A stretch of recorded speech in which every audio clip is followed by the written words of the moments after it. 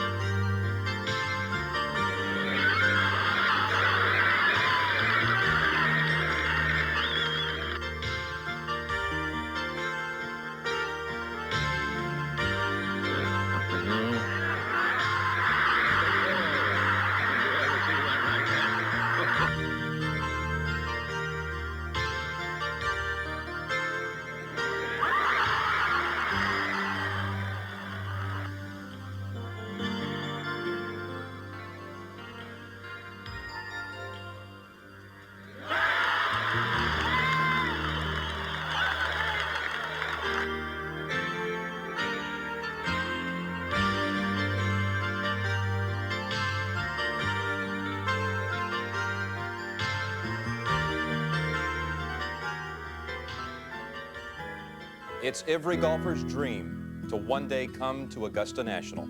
100 years ago, this was the site of the South's first and largest commercial nursery. Here they would grow over 1,000 varieties of fruit trees and their favorite plant, the azalea. It was called Fruitland's Nursery then. Now this rich, fertile soil has turned a deep emerald green and provides a theater of manicured magnificence for the final round of the Masters. The weather, well, think of your most refreshing definition of spring, and that's what we have today.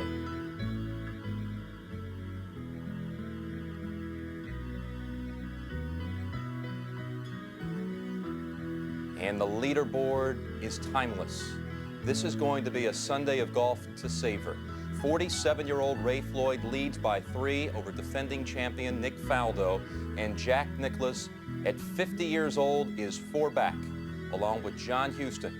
Fred Couples charging at 4 under, and don't forget about Tom Watson as he makes the turn at 3 under par. Now, this is earlier at the second hole, Jack Nicklaus for birdie.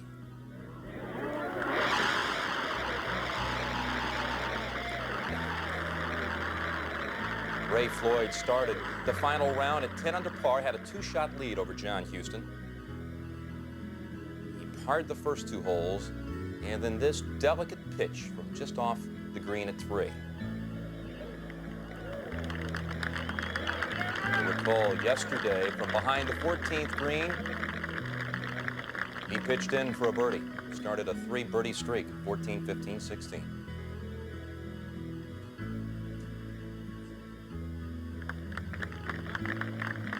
So Raymond parred the first 3 holes to remain 10 under par, but he got in trouble on the 5th hole. Drove his tee shot into the trees, had to pitch out. This putt was for par. He made bogey to drop to 9 under. Meanwhile at 6, the par 3, Jack for par. At that point, Nicklaus went back to 4 under. He had also bogeyed the 5th hole. This was just a moment ago. Ray Floyd at 6. The plateaued tee, downhill to this par 3. And this shot left him a considerable distance from the flagstick.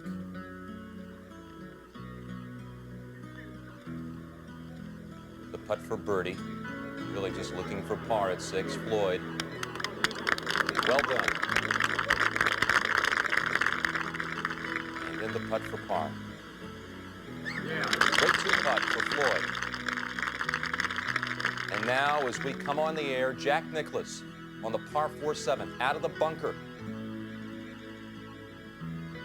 This is what kind of day we have in store. A birdie for Nicklaus out of the front bunker to go to 5 under and back within 4 of Ray Floyd.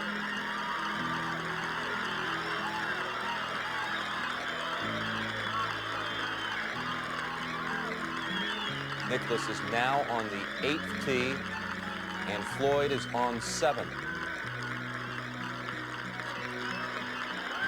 Jack is playing with Nick Faldo, the defending champion who won here in a playoff a year ago. And this just a moment ago. Faldo at 600 for birdie. And here comes Nick Faldo within 2 of Raymond Floyd. So it's Raymond Floyd, the 1976 winner, the captain of the U.S. Ryder Cup team, looking for a second green jacket. He's at 9 under par, 2 ahead of Nick Faldo, trying to become the first player to win back-to-back Masters since Jack Nicklaus in the mid-60s. Now we're live at 7, and Ray Floyd about to hit his second shot. Let's go there. Raymond Floyd, who drove the left-hand side of the fairway just in the light rough there. Got about 100 and probably 15 or 20 yards.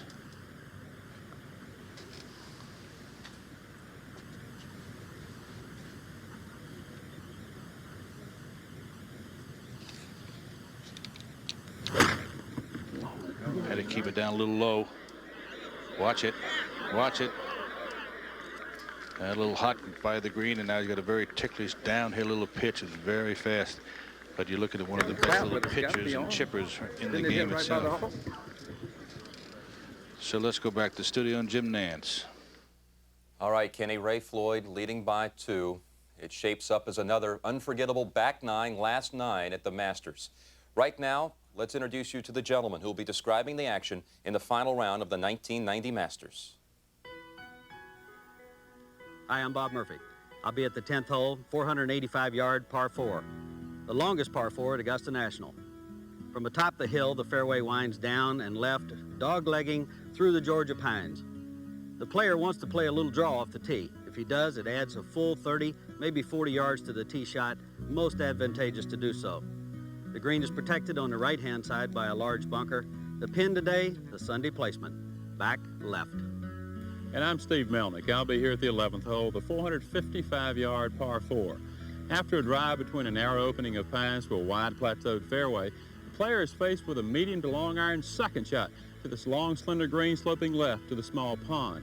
With the flagstick today against the left-hand portion of the green, this water comes very much into play. And I'll also be at the famous 12th hole, the 165-yard par 3.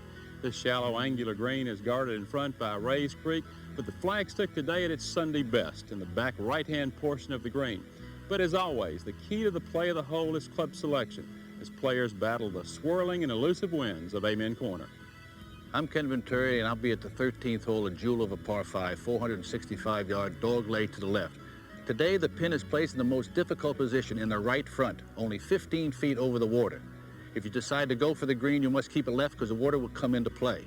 Today, you don't lay up, you lay back. On the right-hand side, you have more fairway, but less green. Left-hand side of the fairway, you bring the creek into play. So there'll be many decisions made here today, and it should be a very exciting hole.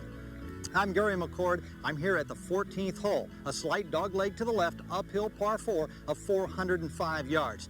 Now this hole has no water and no sand on it, but it does have what Ben Crenshaw calls the most three-puttable green in the world.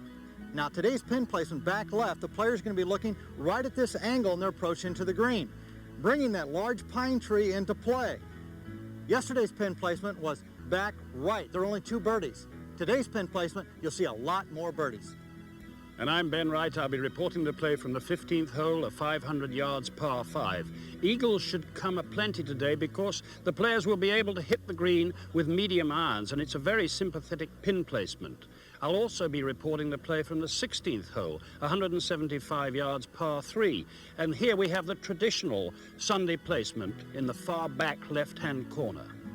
I'm Vern Lundquist. I'll be at the 17th, a straight par 4 measuring 400 yards. The dominant feature of this hole is that large pine tree, the so-called Eisenhower tree, named in honor of the late president because when he played here in the 50s, he kept hitting it with his tee shot. It's still an inhibiting factor 200 yards from the tee, but a well-placed drive leaves only a short iron second shot to this kidney-shaped green.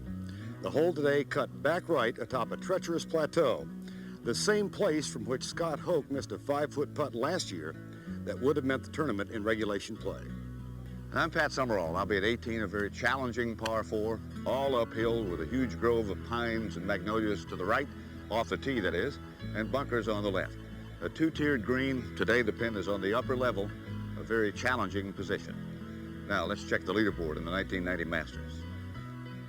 You know, really, when you started the week, would anyone have believed that a couple of the old masters would come back and battle on Sunday for the green jacket? 47-year-old Ray Floyd leading over Nick Faldo, 50-year-old Jack Nicklaus at 5 under par, Lanny Wadkins at 3 under, Tom Kite at that figure, then Crenshaw on his final hole at even, Mark Calcavecchia 68 in the clubhouse today, and now this is live at 7, back to Ken Venturi. Even as well as Ray Floyd can chip and pitch the ball, he's decided to take a putter. All he has to do is get it over the first cut of the fringe and it'll roll right down the hole. Slow it down, slow it down. Very good lag, very good lag. Well, the pairings for the final round, Strange and Watson are playing together, Bill Britton and Tom Kite. Olazabal and Simpson. Bernhard Langer, he got up to 4 under at one point, has dropped back. Scott Hoke with him. Hoke is now 3 under. Nick Faldo, Jack Nicklaus in the next to last group. In the final pairing, Ray Floyd and John Houston.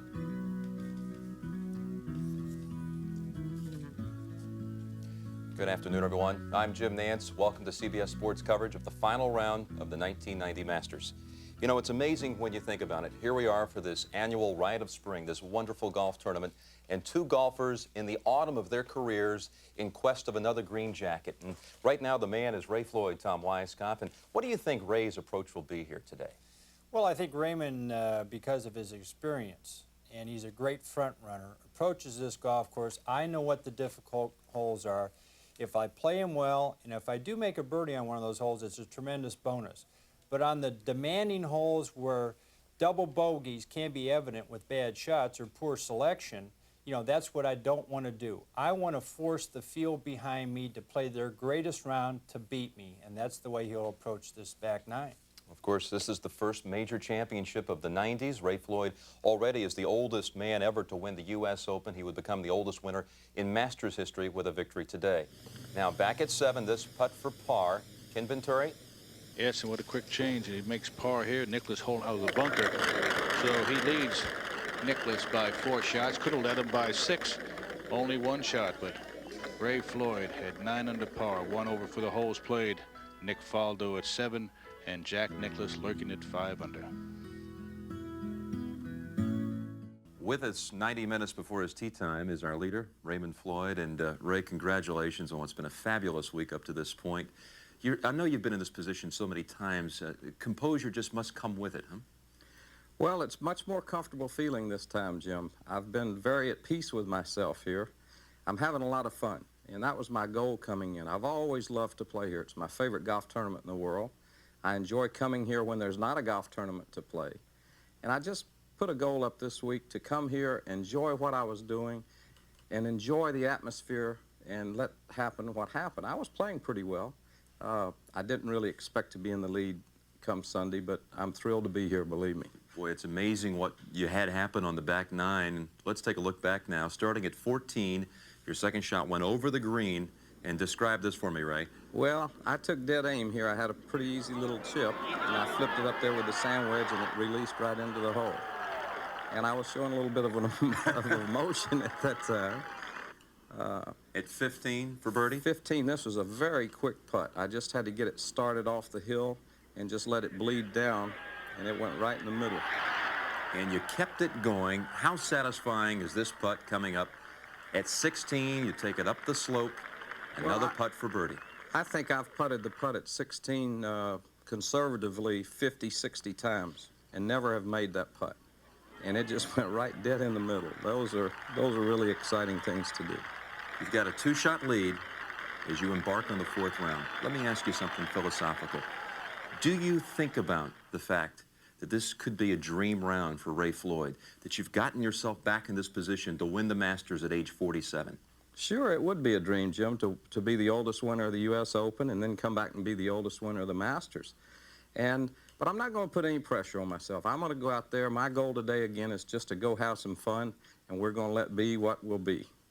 Raymond, best of luck to you. Thanks a lot, Jim. And he continues to lead by 2, but now it's Nick Faldo on his heels.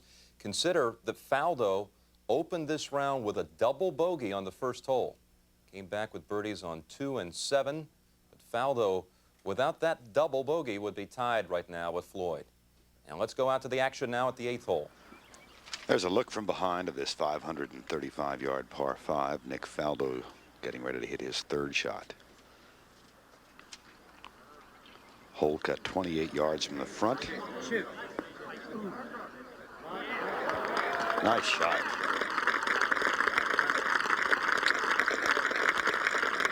Faldo with a birdie here yesterday. We go to 12. 54-year-old Gary Player, even par. Hurry! Hurry!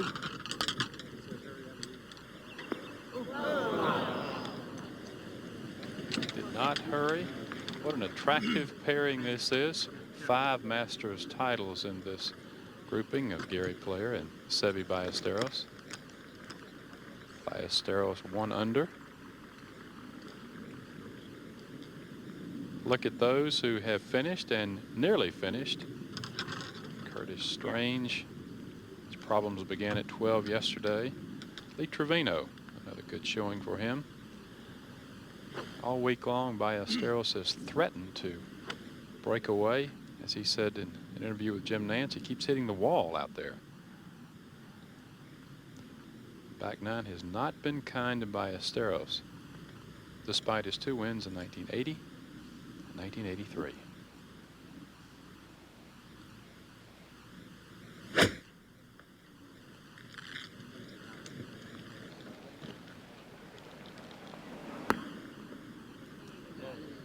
Two 8.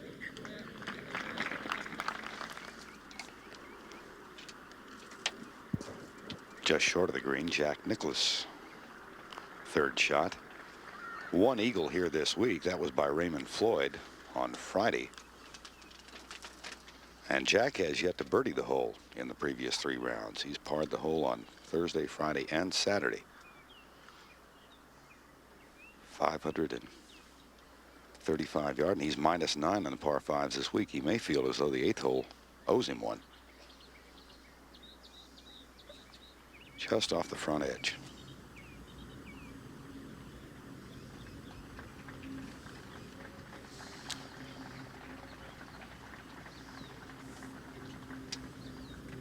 Has to come over a ridge and then a bit of a downhill roll.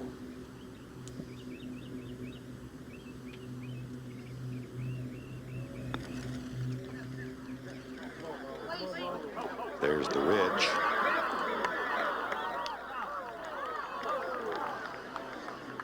Too much smoke. Looks like 8 is going to owe him until next year. That's a long birdie effort for Jack Nicklaus. Birdied the second hole. Looked like he might get something going, then back-to-back bogeys on 5 and 6. Got it back with that bunker shot for a birdie on 7.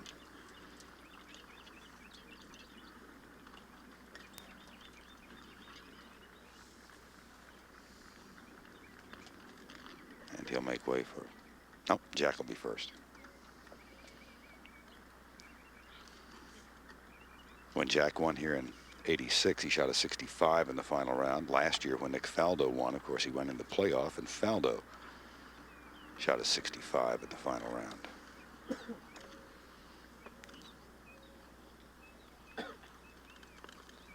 Thus far, Nicklaus at even par for the day.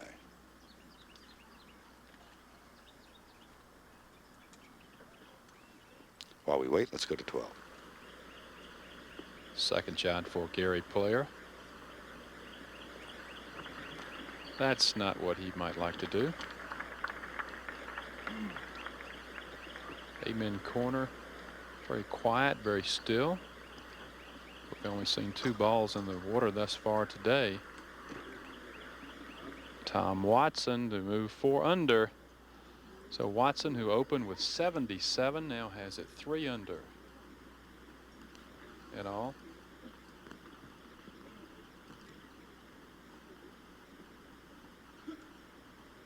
Using a new putter this week, most unusual looking.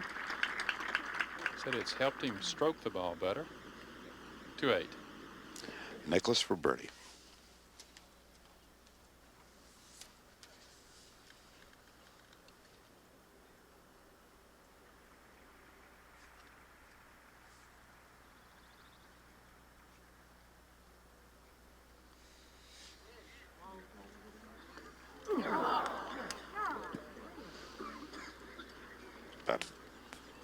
Back to 12.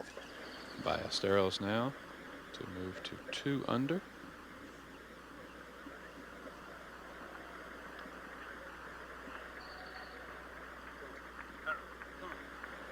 As in years past, Seve took the flagstick out of play here on the final day.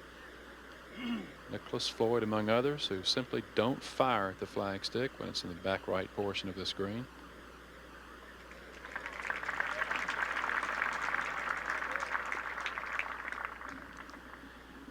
Players seem to be jockeying for position until they find the 10th tee this afternoon.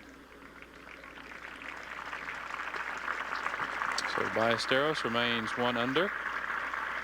2-8. Nick Faldo for birdie.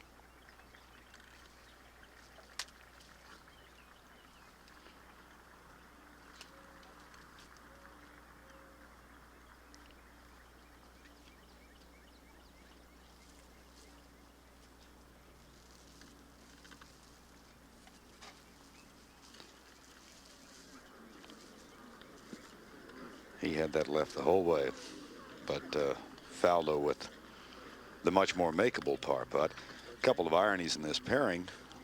Faldo, of course, trying to win back-to-back championships here at Augusta, the first man to do so since Jack Nicklaus did it back in the 60s. And when Jack won his 6th Masters championship in '86, he was also paired with an international player. Then it was Nick Price.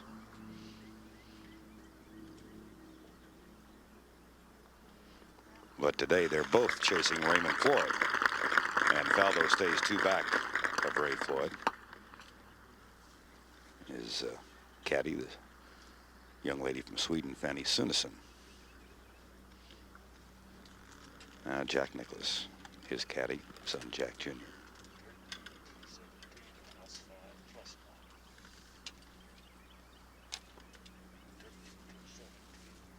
Has that same oversized putter that made its appearance here 4 years ago. And this is for par to stay 4 off the lead.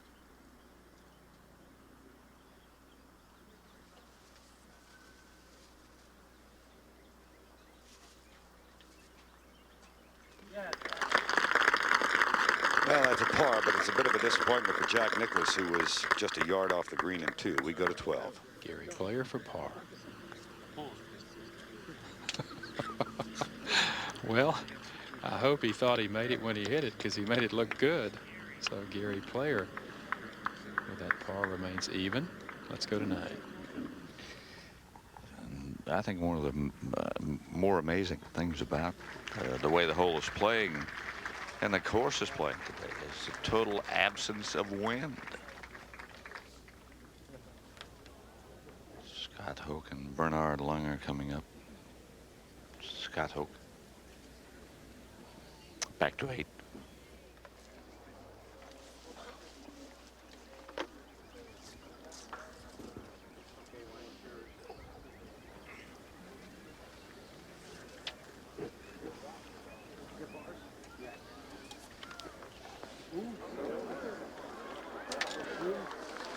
On the green in 2, and just a quick correction. On Jack Nicklaus, it was not Nick Price, it was Sandy Lyle with whom he was paired in '86. Ray Floyd, who had an eagle on this hole on Friday. 262 yards out then. He's got an eagle possibility again. He has a 2-shot lead in the final round of the 1990 Masters from Augusta.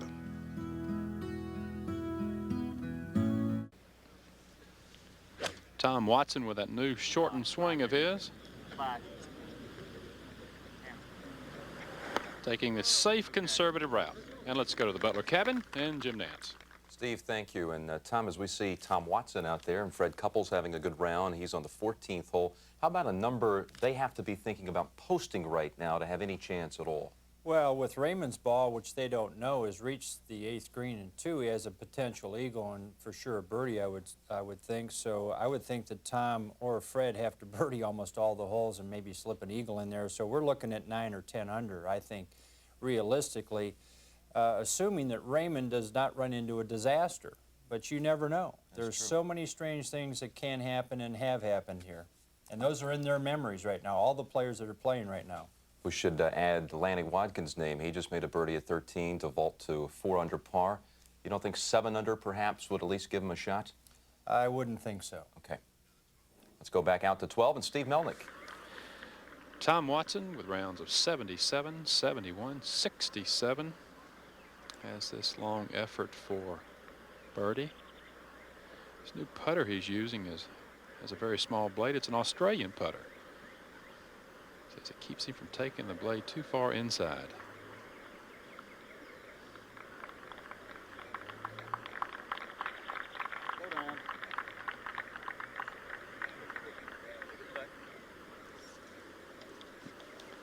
Watson's never been afraid to take a go at it, and Curtis Strange tee shot was right there. Here's a man who made a hole-in-one here in 1988.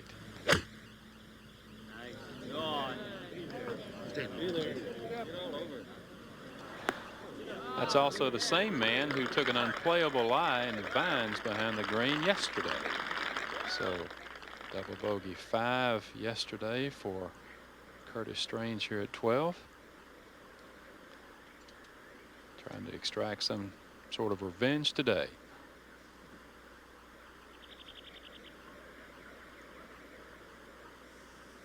In 1985, this tournament was his. Meanwhile, back at 11, Kite, second shot. Kite 1 under today, 3 under in all. Ooh, that is in the pond. Strange now to move to even.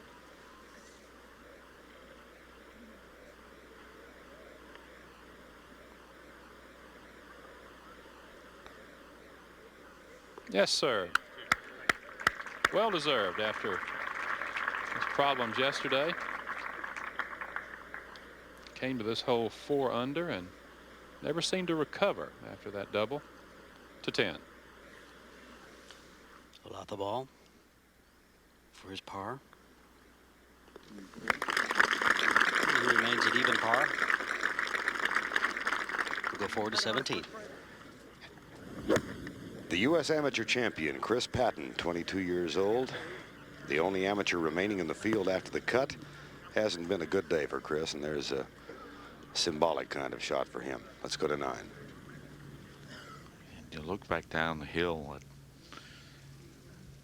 at a legend, Jack Nicklaus, with Nick Faldo. Quickly to 8. John Houston. Not been a kind day for John. That was for birdie, so he'll tap in for par. John started out bogeys on the first 2 holes. And he remains at 4 under par. We go back to 9. Nick Faldo playing with Jack Nicklaus, the defending champion, and defending quite nicely to 12.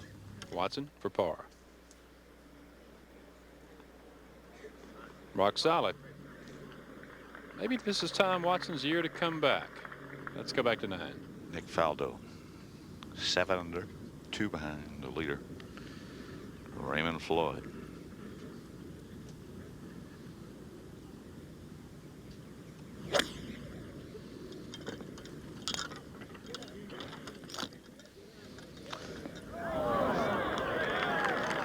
Big, strong, and solid he is. Good shot. 8.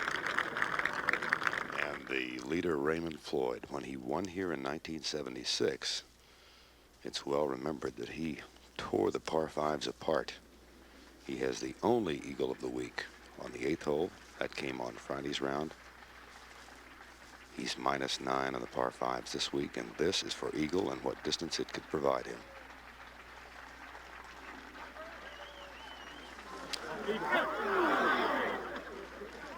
But no more than 2.5 feet for his birdie.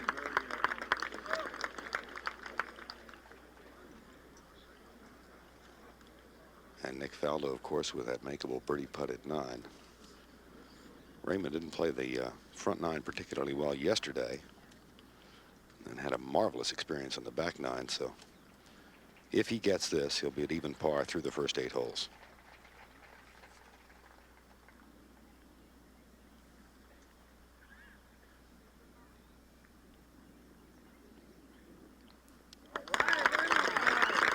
Back to 10 under par for our leader, Raymond Floyd, to 9. Nicklaus.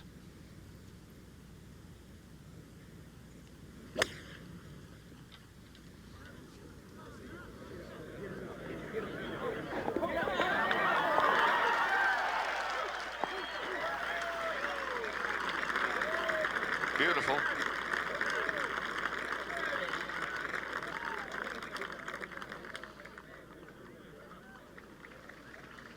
He's amazing. That's all you can say.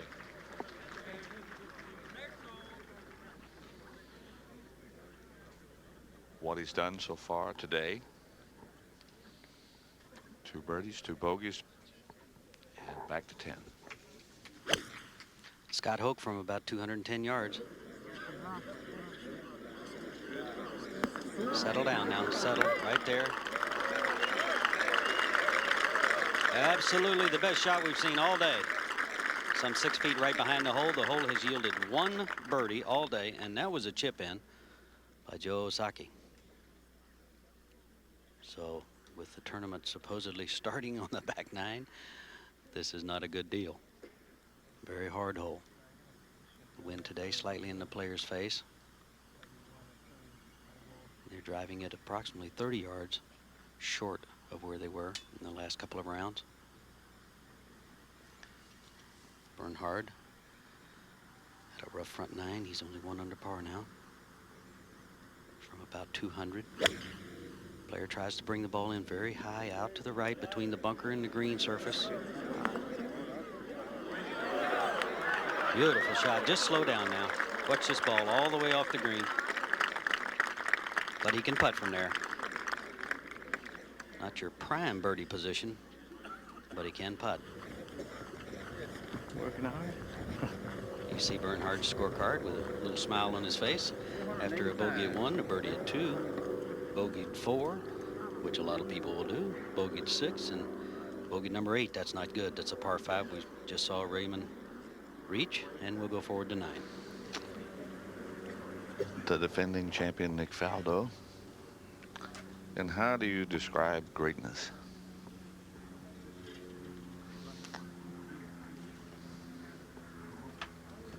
Nicklaus, I guess, is away.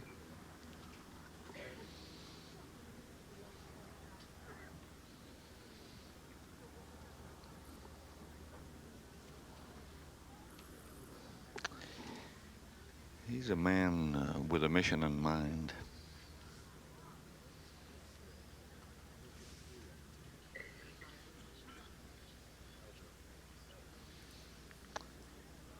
You wonder about Tom Weiskopf. You wonder what is it that set him so much apart?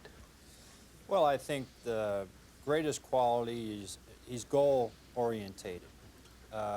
Greatest concentration, but the greatest technician in playing a golf course. In other words, he evaluates the hole and plays it properly all the time, never beats himself. He's a hard worker. That says a lot.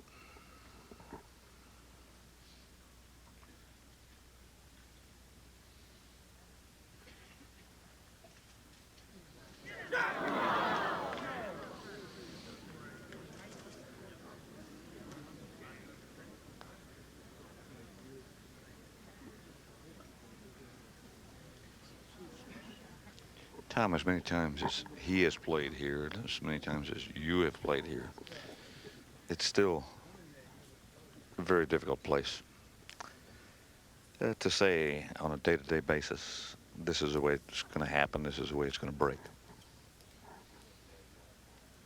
Well, Pat, Nick's putt is slightly uphill. You couldn't have a much easier putt than this because you are putting uphill. That's the trick here at Augusta, is to keep the ball always underneath the hole. And it is going to break a little bit to Nick's right, but not a lot. The speed is the big factor always here at Augusta. So when you have putts, you have to make up your mind. If I play a soft putt and let the break, I have to play more break. Let the green make the break for the putt. Or do I hit it firm and hit it through the break like Jack did and play less break inside the hole? So those are the two decisions you have to make. So I think this is just on the left edge of the hole, and let the contour take it to the right.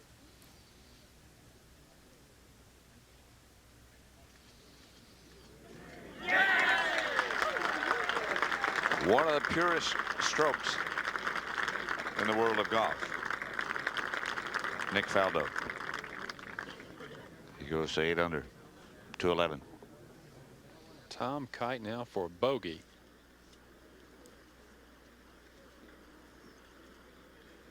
Look at it pick up speed. Look at it disappear. What a bogey for Tom Kite. What a record he has amassed here as we go back to 9. Par putt for Nicklaus.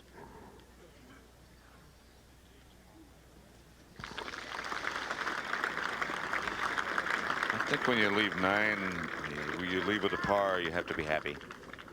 Difficult pin placement today. Ray Floyd and John Houston behind him.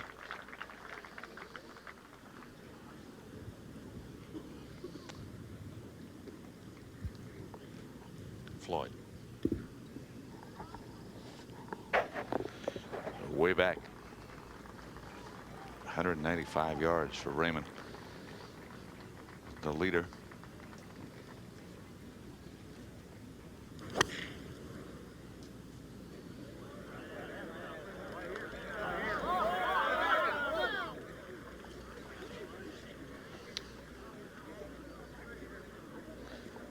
Well, right.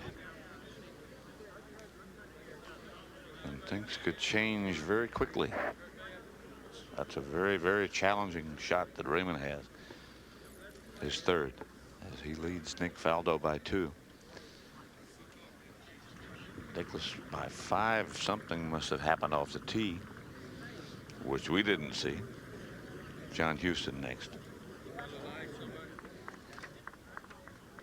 That's unfortunate as well.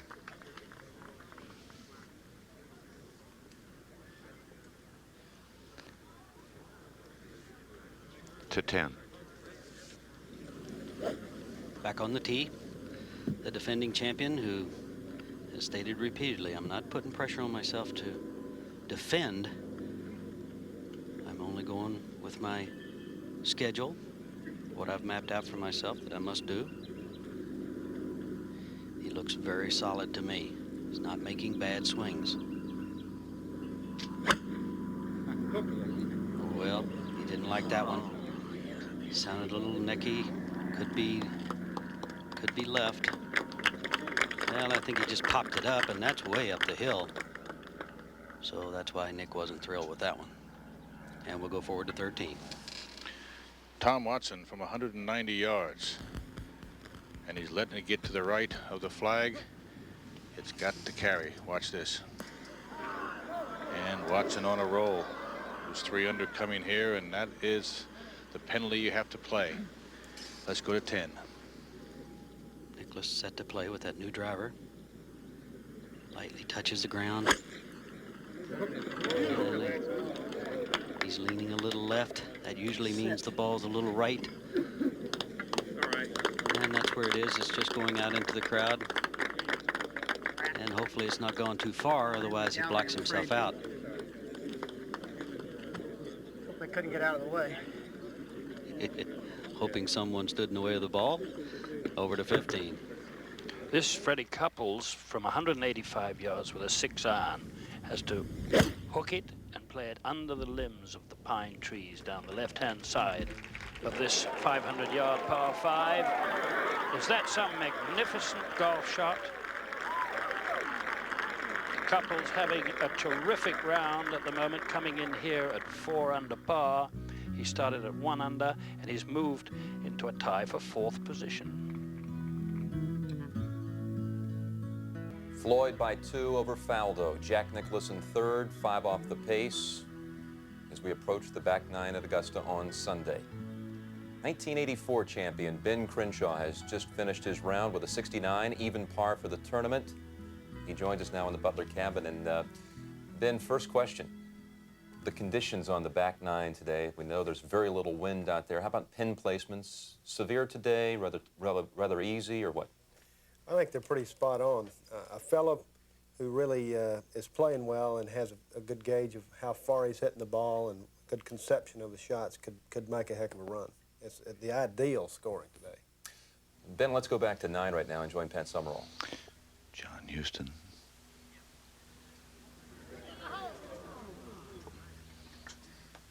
Good putt. And then we're going to go Ray Floyd. His 3rd.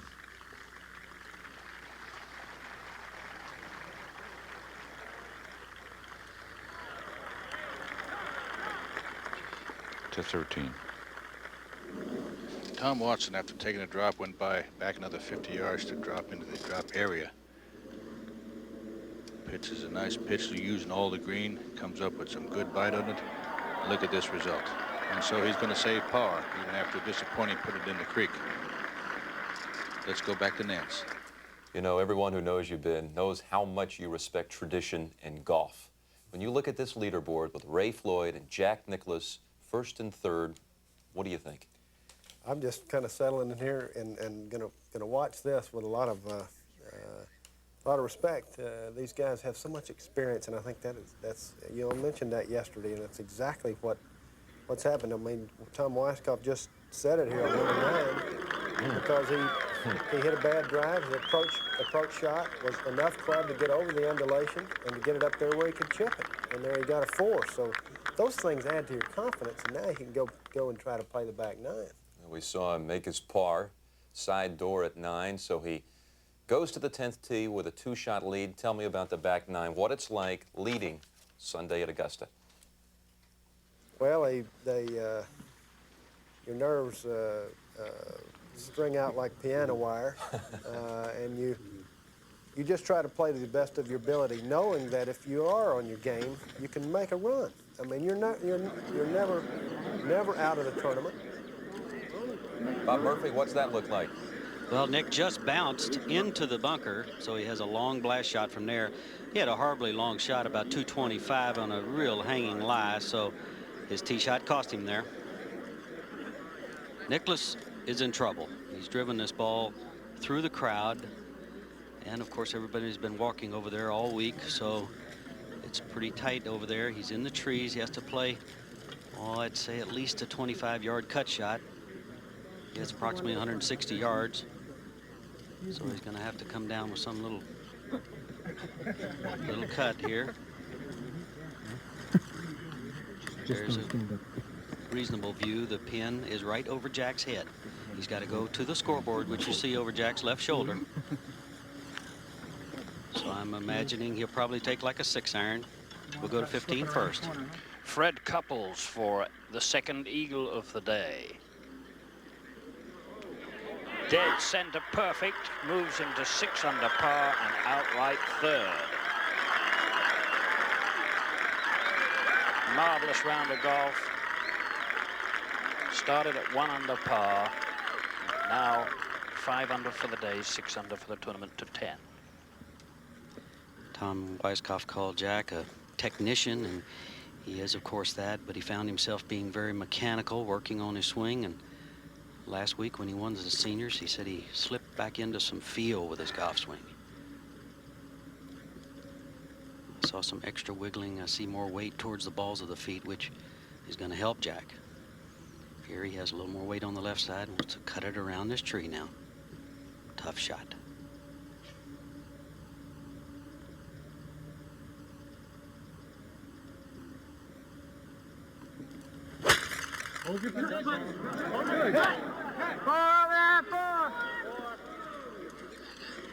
And he landed short of the fringe. And of course that pitch is back down the hill. Out of that rough, usually you're very, very seldom able to work the ball like you want to. Over to 16. Fred Couples on the tee. 175 yards to the flagstick. When he lets the club drop, he doesn't like it usually. And you can see why. Bunkered on the right-hand side with the pin far left. He has a daunting bunker shot with another bunker behind the hole and the water looming large to the 10th. Back on the tee. Raymond getting ready to play, also with one of those new drivers that Jumbo Osaki brought over. Gave to a few of his friends. Raymond seems to be in a commanding lead, but I think he needs to be careful about shooting for pars. But after shooting 31 yesterday on the back nine, he should be right where he wants to be.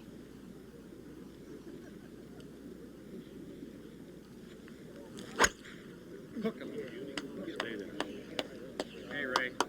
He loves the lead. You can see in his face that having fun that he talked about in that little interview with Jim Nance has just turned to work. And that's perfect right down the middle and long. Raymond gets that mood, and he's very work-like.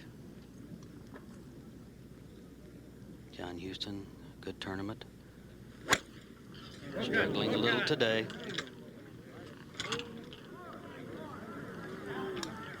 John Houston said this morning, and that's gone in the trees as well. He said this morning he couldn't wait to play with Raymond because he's more impressed with Raymond than he is any other player on the tour.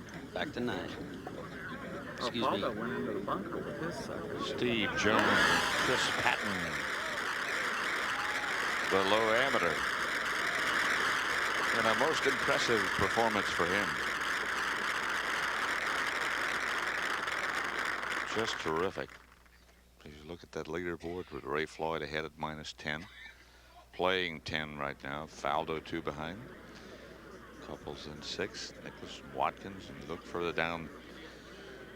The veterans have made a move. A very, very impressive leaderboard. To 10. Nick Faldo, very similar position to where he was last year for the playoff. And not unlike the playoff, he's left it some 20 feet short of the hole.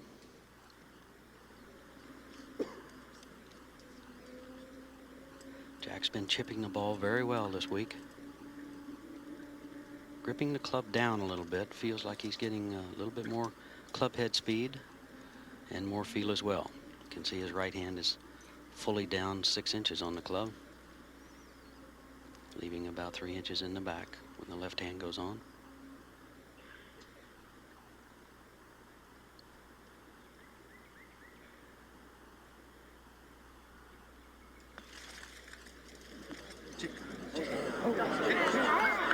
Settle down.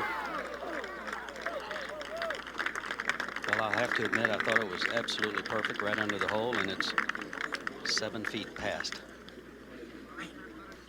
Ben Crenshaw, how fast is this green?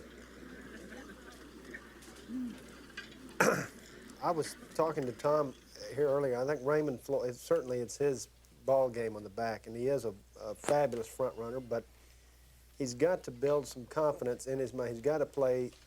He's hit a good shot on 10, the tee shot, but he's got to string some solid shots together. I haven't seen it, but Tom's told me he's been a little bit wayward, but he needs to find a swing key and get back to a solid game and get back to that confidence. You've got to play, and you've got to string some good shots together.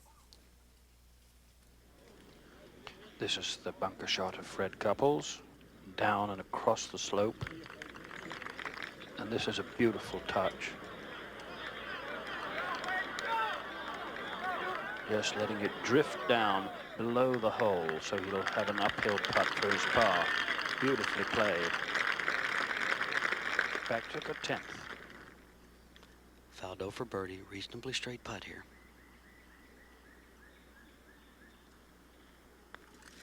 For par, I'm sorry. Get up to the hole.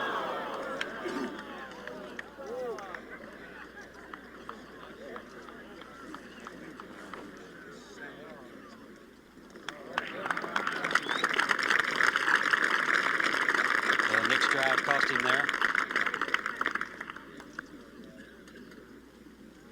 Back nine has not been his cup of tea, I'm sure they would say in his country.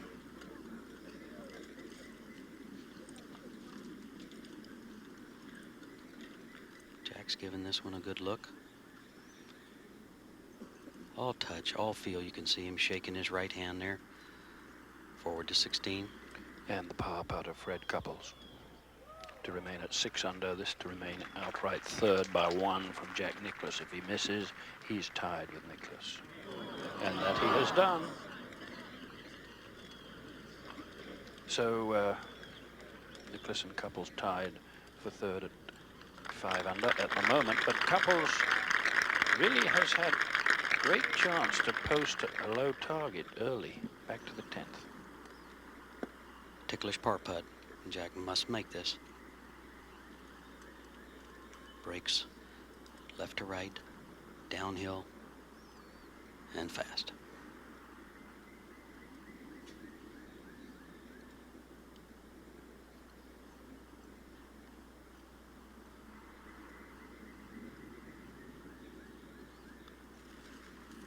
Careful.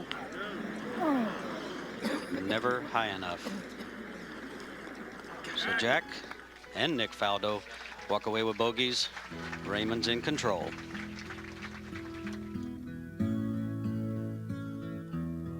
Raymond Floyd won the green jacket in 1976. In 1983, he was the leader going into the 4th round. Shot 75 and finished in 4th. He also led going into the final round 1985. Shot a 72 to tie for 3rd. He's been steady today. The lead's increased to 3 as we go to 10 in Bob Murphy. That's John Houston. He's taken a wood club. He had a pine cone right up against the ball. And he tried to play some kind of a drive shot through the pine cone. And it's disappeared from our view, quite frankly, to the right. Raymond earlier with the 3-iron, and he's hung it to the right. And this may not be good because it's in the top corner of the bunker. He can only hope that it didn't bury. And back to the studio in Jim Nance. Okay, we're joined again by Ben Crenshaw, and we see the swing there of Raymond Floyd, and that gets back to what you were talking about, really, Ben, not a solid golf shot for him.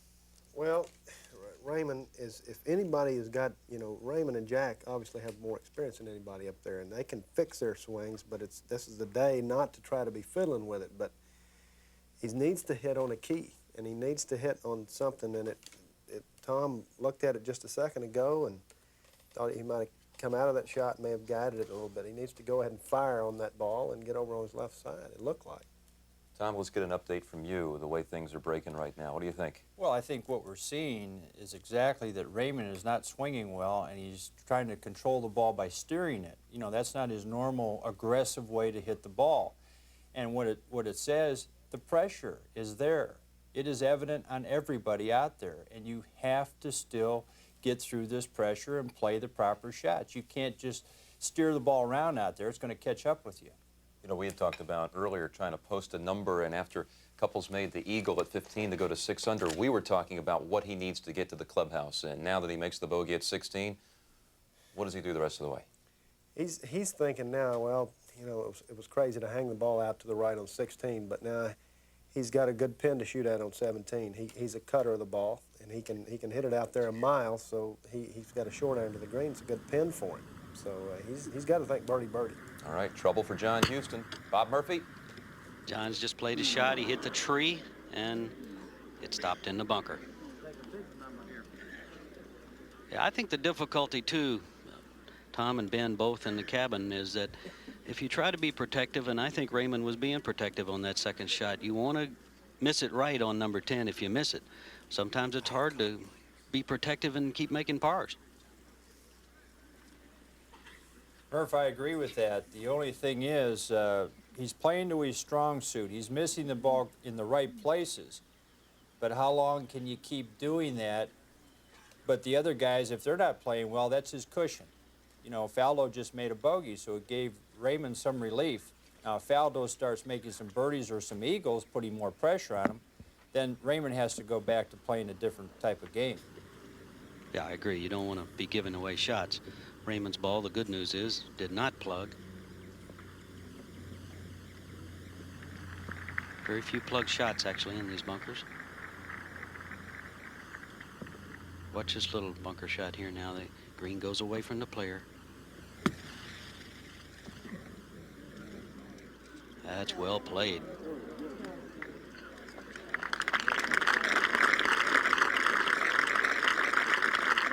Raymond stood up in back of the green and watched John's shot come down to get an idea of himself of how he wishes to play his shot. Raymond's always been a very good bunker player. So John is now has about a 5-footer for bogey there.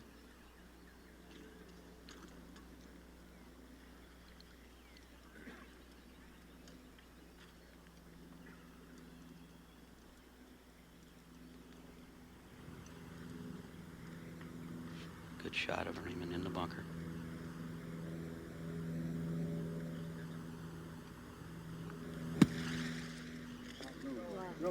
And this is even better than John's. Good recovery. Plus, he's going to get a read on John Houston's putt. So Raymond's enjoying some advantages and a little bit of luck as well. And that helps.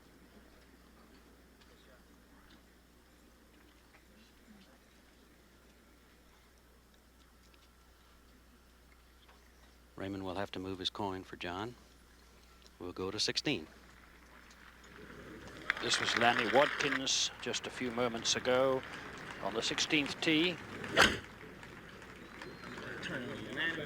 Hanging it out to the right in the full and certain knowledge that it will feed its way left towards the flagstick. This is why this can be an easy pin placement if you play it for that area. Now for the birdie. And a tie with Couples. Lanny Watkins at 5 under.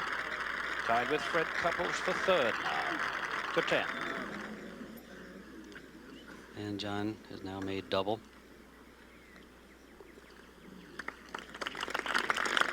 He said he was prepared to face tough conditions today. He said there shouldn't be any pressure on me. Everybody expects me to lose. But I know in his heart he certainly wants to play well. I can console him. We've all had rough Sundays at Augusta.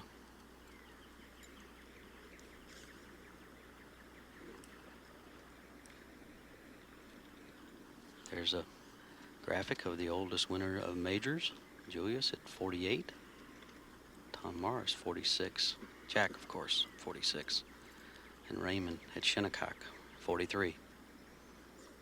What a win that was too. He got out in front and he wouldn't relinquish. He stayed and stayed. And go forward to 11. Nicklaus' second shot. 170 yards from the flagstick. Safe, but certainly no birdie opportunity from there to 10. Not a hard putt now. Raymond knows that. He knows it's inside right and firm. Just got a good look at John's putt.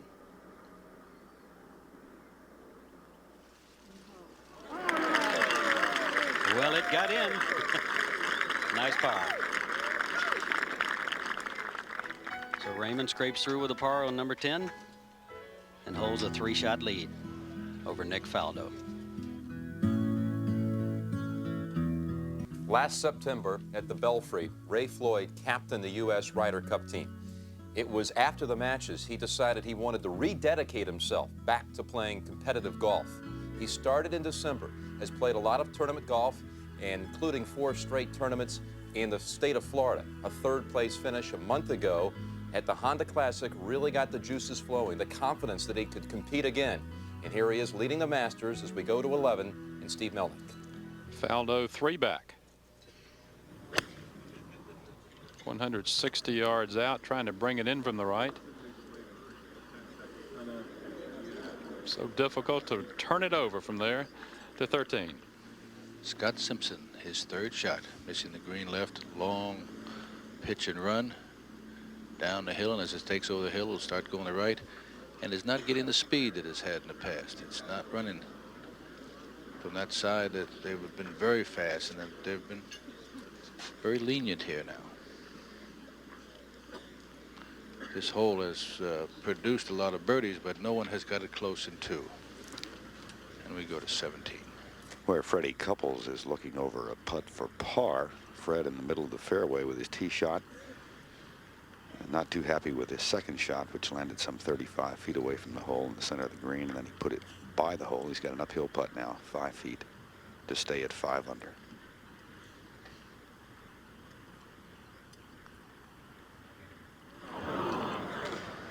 Well, that'll take the whiz bang out of that eagle at 15, followed up with back-to-back bogeys. 16 and 17. He drops to 4, and we go to 13. To 11 instead. Faldo, long birdie bid.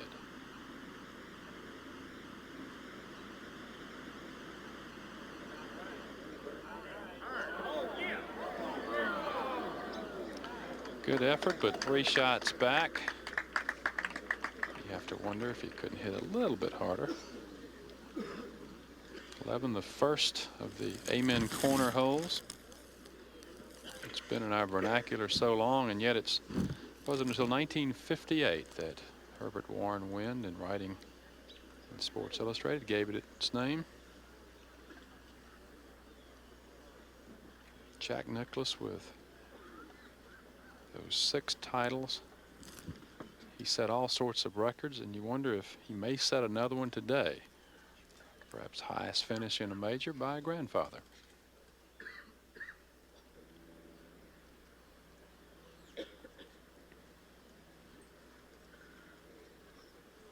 Putt that will swing hard from right to left and pick up speed around the cup.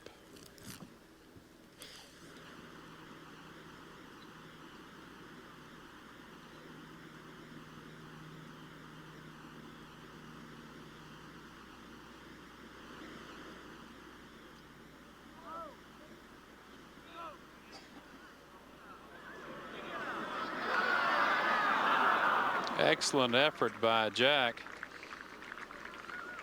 He's in the best shape he's been in 15 years, he said. Constant exercise program. To 17. And back in the fairway, Lanny Wadkins, who started this day at 1 under par, 4 under on today's round. He has sole possession of 3rd place. Perfect drive. He's 135 yards out. Go, go, go. It went, but not quite enough. Back to 15. Tom Watson from 195 yards, a 4-iron. Wind at his back. Great shot.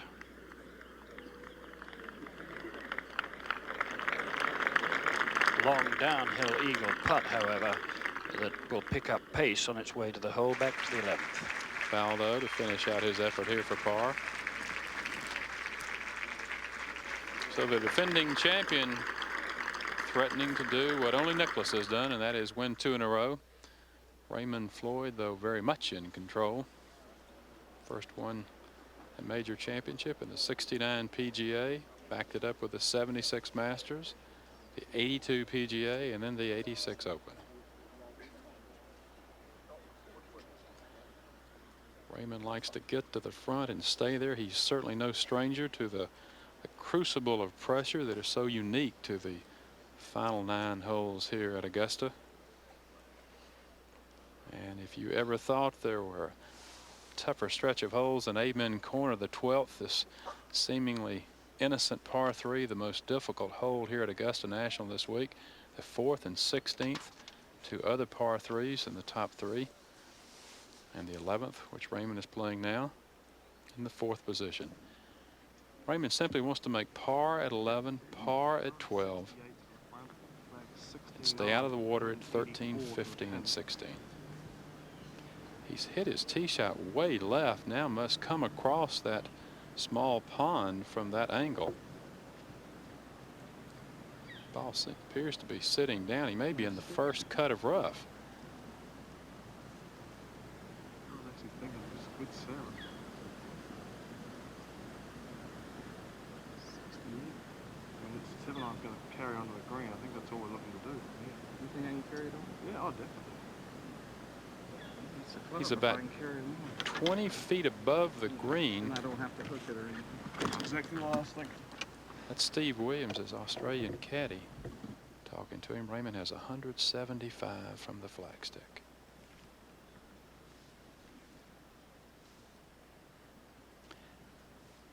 He's got a 7-iron. He must anticipate perhaps a flyer.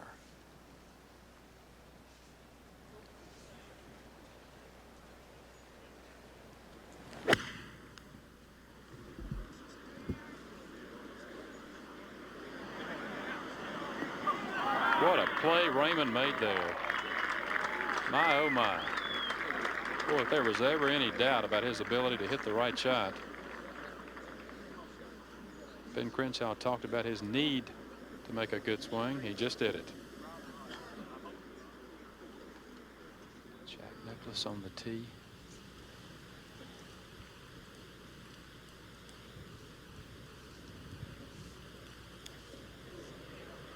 Probably a 7-iron for Jack.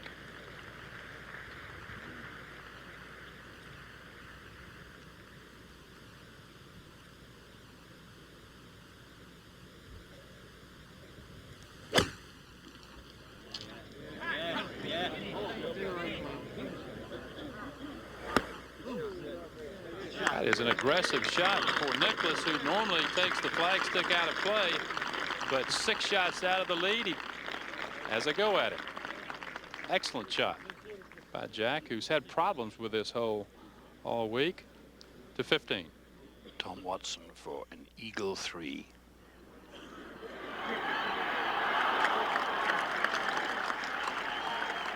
Well, it's a very safe lag. Didn't come down the slope as much as he thought it would, I must say. I expected it to turn 2 to 18. You look at the finish.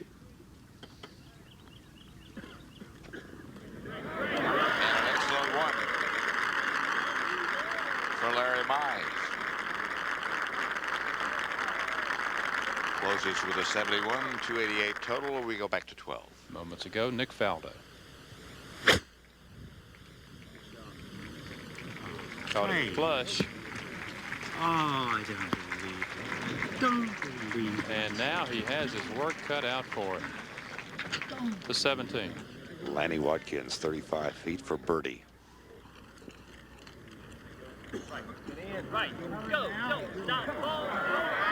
And he keeps talking to it, and it came up short.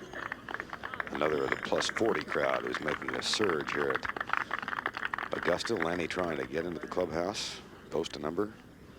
He'll have to settle for 5 under par with 1 hole to play in the 1990 Masters. And he trails Raymond Floyd by 5 shots. Nick Faldo in trouble at 12. Is currently 3 back. Fred Couples playing the 18th, tied with Jack Nicklaus. And Tom Watson currently at -3. Then Scott Simpson, Bill Britton playing in his first Masters. Kite, Scott Hoke now at -2. John Houston having a tough day, and Seve Ballesteros at -1. And just to bring you up to date, Strange and Long are also under par. Then Crenshaw, Mize, Stadler, and Ronan Rafferty are at even par. To 16. This is Seve Ballesteros for a birdie after a brilliant tee shot. Seve moves to 2 under par. Too little, too late, alas. And the back nine has been unkind to him again despite that birdie. To 12. Faldo will have to test his nerves with this play. You can try to land it on the green and hope it'll stop. Ball appears to be plugged though. Now he has to be careful. It is plugged. He has to be careful not to put it in the water. I wonder if he might aim away from the flagstick, which is what he appears to be doing. He can't even go with the flag.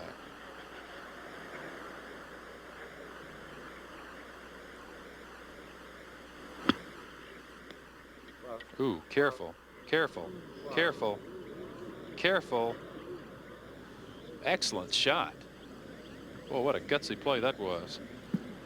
But Faldo at 3 back. Raymond Floyd, who was pacing around on the green at 11, watched Faldo play. There you see 11 in your right-hand portion of your screen. Raymond could open up a lot of distance between himself and the rest of the field.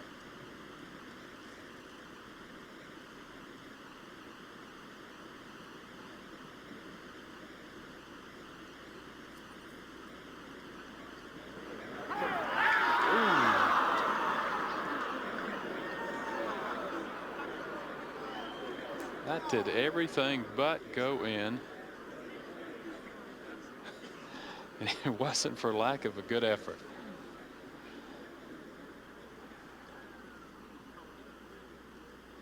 Fine 4 nevertheless for Raymond Floyd to 15. Tom Watson for a birdie. And that is what has betrayed him for some years now. Back to the 12th. Nicklaus, not totally out of it, needs to make this.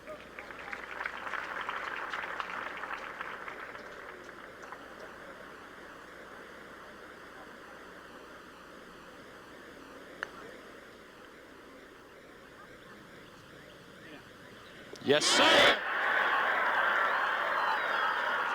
Don't discount the bear.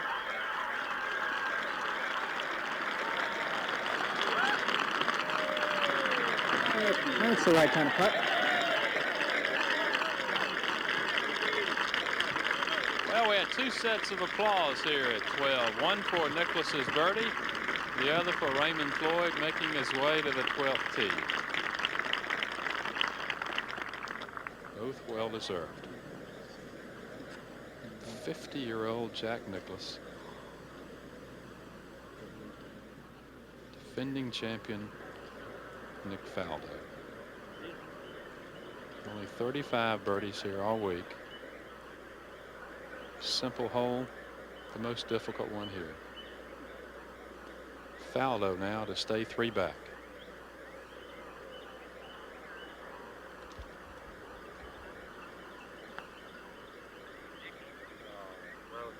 Go! Yes! What a great 3 by Faldo. That's about as good an up and down as a man can expect. Couldn't pick a better time to do it.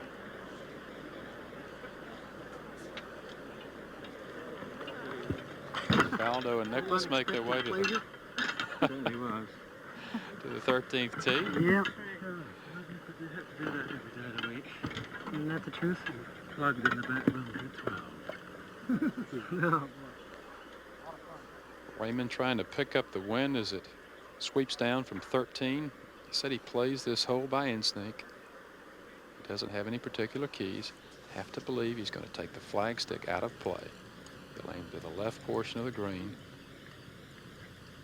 Simply wants to put it somewhere on the green to the left.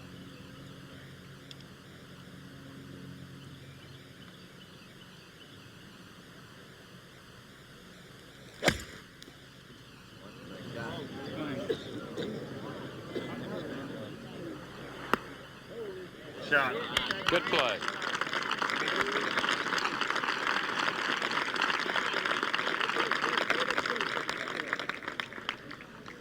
John Houston has almost been swept up in the excitement in this final round. He's dropped 6 shots to par.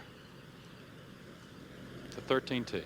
Jack Nicklaus playing downwind, hole playing easy, but set up by a good tee shot. Stay right. Stay in the air. That means he's going left. Big tee shot. I think it's stay in the air. That is a big tee shot in perfect position and took a big chance, and that was right down the tree line. Nick Faldo, after that fine save at 12, making that par putt, has to make something happen. Raymond playing very much within himself. Experience showing. Faldo now, the key here is how they play 13, 14, 15.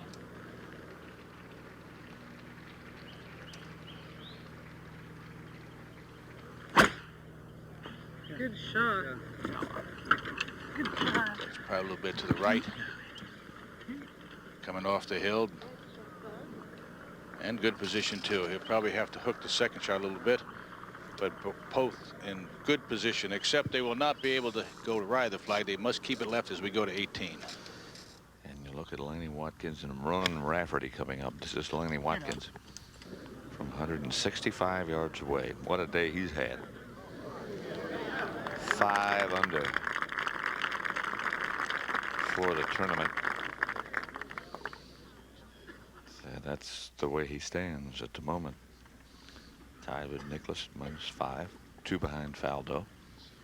Back over to 17. Second shot at Seve Ballesteros.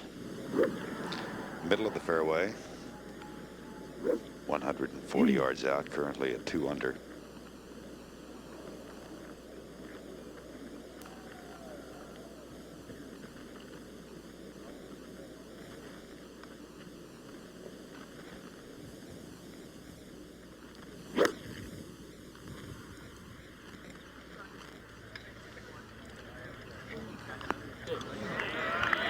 Well done.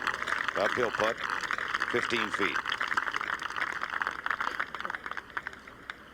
Seve, who so desperately wants another green jacket, last one here, of course, in 1983, has 2. But it hasn't gone well for him in recent years, particularly, as he told Jim Nance yesterday, on the back 9. Back to 18. You talk about front runners and competitors, and those who are going to be with you when the sun goes down. Here's another guy.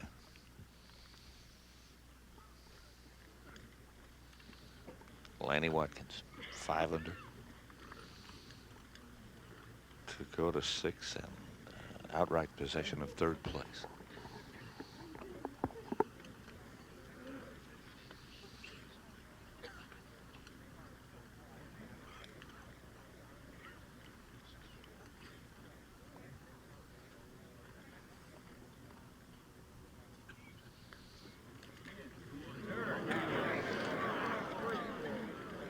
As a member of the Ryder Cup team, captained by Raymond Floyd, that's how Laney Watkins got into the Masters this year here at Augusta National. He is grateful, and so are we. 68.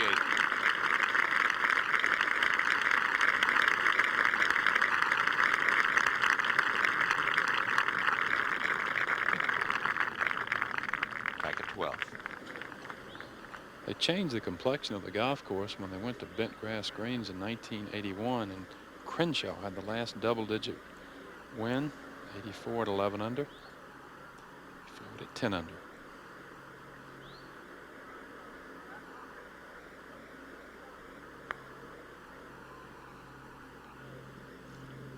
Look at this.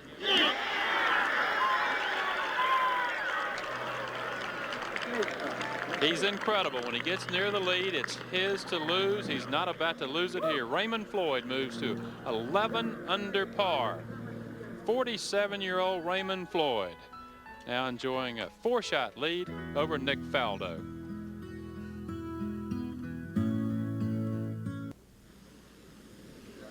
Nick Faldo's second shot from 200 yards, right in the middle of the green. Well played. That's as good as we've seen today.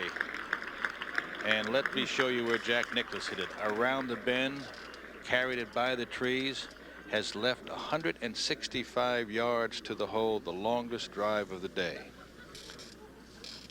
Right now, if he's going to make or break, this is the hole. He cannot afford to leave it right of the flag with the hanging lie. He's got to bring a little bit from left to right, which he's set up that way, and let it take the roll of the green.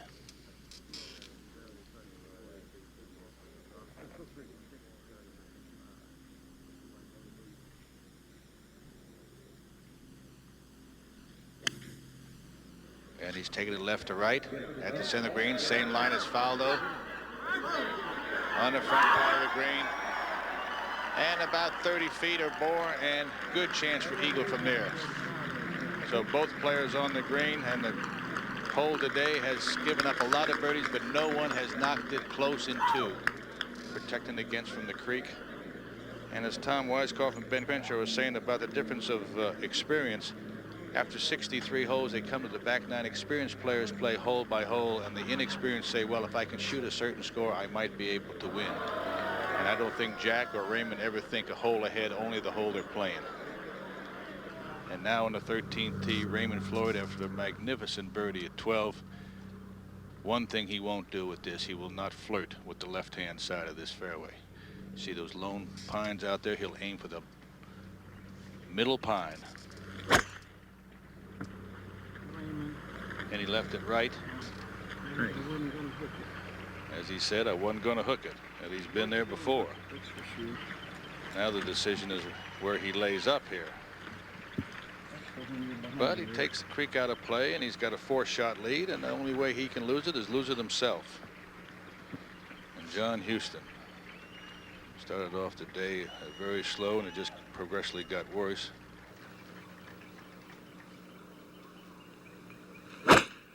Attaboy, John. Come on and pump it left.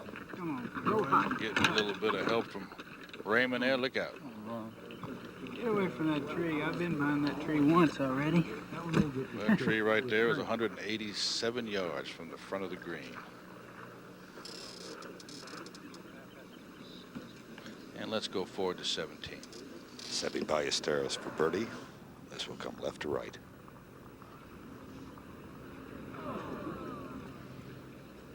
Not to be. And Ballesteros will stay at 2 under for the tournament.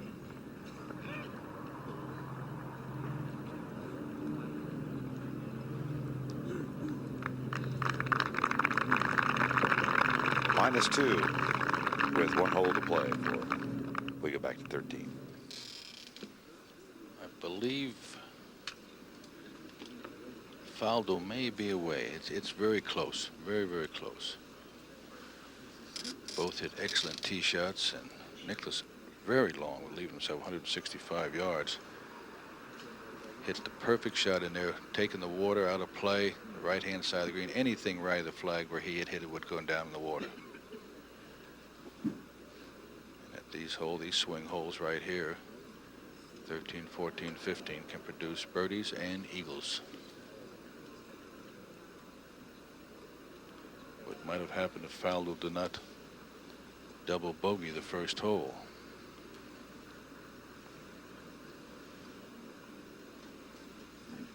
He made bogey at 10 and par at 11 and 12. And right now, with the speed of the green, this is a very makeable putt. It does not move as much left as they think, and most players have missed it to the right.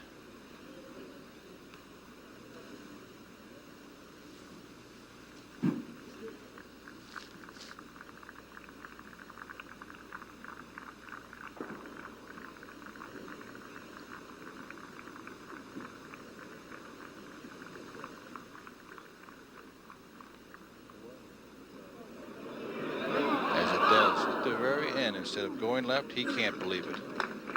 But at the very end, when it slows down, it does not keep going left. It breaks back to the right, and it's been that way with every player who has had that same putt. Nicklaus has the easiest of the 2 putts.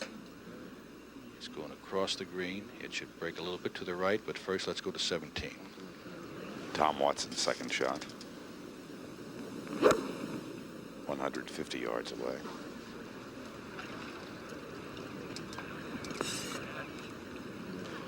Middle of the green and a long, long way from the hole. There's Watson. Back to 13. Nicklaus, who made the turn at 5 under, bogeyed at 10, made a great birdie at 12. And if he wants to have a breath of getting near Raymond Floyd, this is a must. A little bit uphill, left to right. He's got to get it to the hole.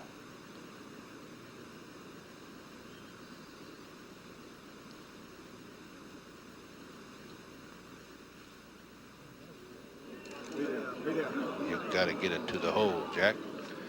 He leaves himself about 2.5 feet short, and he knows that was not his best effort. Because I believe where Raymond is, I don't think he couldn't take much of a chance back there. I don't think Raymond, unless he's got a pretty good lie, would go at this. It will be determined of the lie and his position. Of course, the one thing about what I was saying today is that it is better to hit the ball long over this green than it is to leave it short to lay up, because the pitch shot is almost impossible to get it close. And the one thing he needs now, he would like to have a 4, but he doesn't want to post any 6 or 7 up here. So Nicklaus for birdie. Go. Take him to 6 under. Third by himself.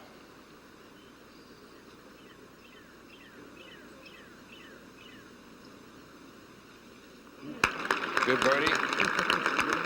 So birdies at 12 and 13 puts him at 6 under, but the bad news, he's still 5 shots behind Raymond Floyd. And Faldo now. This is for birdie, would put him at 9 under and only 2 shots back. This game is not over yet, believe me.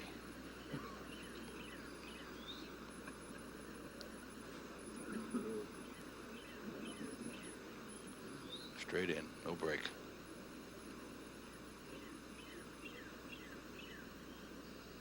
Faldo goes to the 14th hole, 9 under. At the present time, 2 shots behind Raymond Floyd.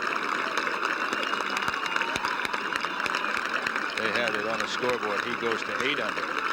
They had it on the board at 8 under. They were anticipating him making the putt. So Faldo is 3 behind and picks up a shot. Let's go to Jim Nance in the studio now. Well, the low round of the day so far, Lanny Wadkins is 68, and right now in 4th at 5 under par.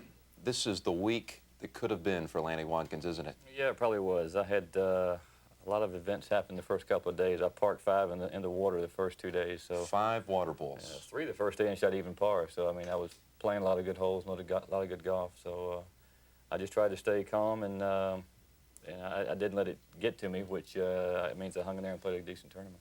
You know, you and I talked on Wednesday about this tournament. This is the 18th time you've played in the Masters, and you really have not had a great track record before. No, I haven't, and I don't really have an excuse for it, except that I probably haven't putted well here over the years, which is kind of a surprise to me, because generally I putt fast greens pretty good. And this week, for example, I didn't have a 3-putt the entire week. I managed my speed real well, and I took T's old caddy, who's been around here, Leroy, for a number of years, and we did a pretty good job on the greens. How about Raymond Floyd as a front runner? You have that reputation as well as one of the great front runners in golf. Well, I think people, misconstrue being in the lead. I think every golfer really wants to be in the lead. I mean, the more shots you can put between you and the field, the better it's going to be. I've never been content with a 3 or 4 shot lead. I want it bigger. I think Raymond's the same way. I think he wants to just get as far ahead and let him just see smoke. Let me ask you this question. As we look at the first page of the leaderboard, Ray Floyd is 47, Jack Nicklaus is 50, you are 40, and Tom Watson is 40 years old. What does that tell you? It's nice to see some people older than me up there. No, what about the thought, though, that these guys have come back, as we see? First, let's go to 13, Ken Venturi. Raymond Floyd, after missing his tee shot, is laid up to about 75 yards, and one thing is a no is don't leave it short. I will give you any bet. It has to be past the hole about 10, 15 feet. Perfect. Gave it all to green. He's about 20 feet, and he has taken the water out of play. He couldn't make the green in two, so he played a smart move, and we'll go forward to 17. Well, here's one of those 40-year-olds, Tom Watson.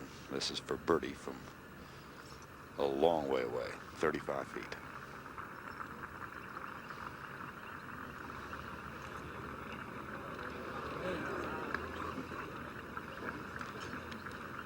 And about 4.5, 5 feet coming back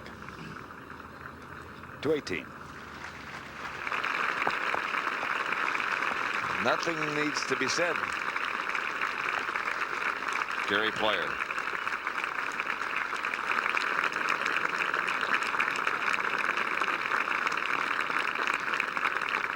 Ballesteros. 17 now. Watson for par. Has that new putter.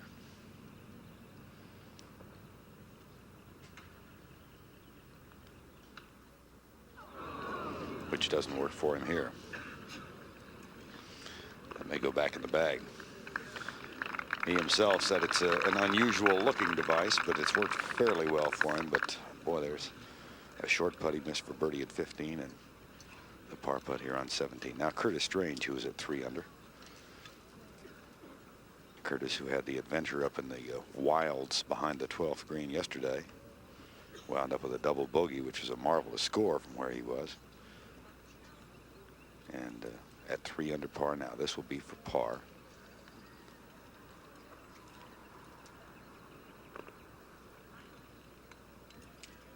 While we wait, let's go to 18. And Gary Player.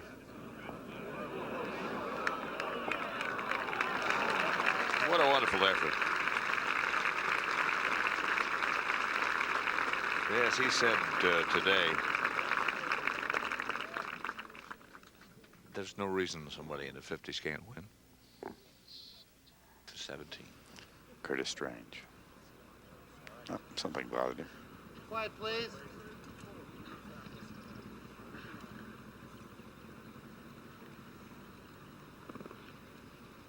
Gather himself.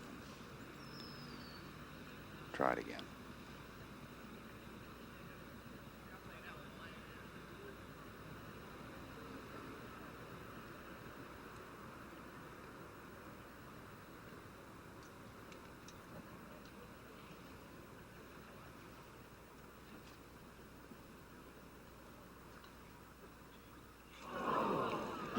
To 14. Jack Nicklaus 190 yards away. He's got it going left towards the pine tree. Right underneath the pine tree, a difficult position to chip from. Laney, how about that one down there?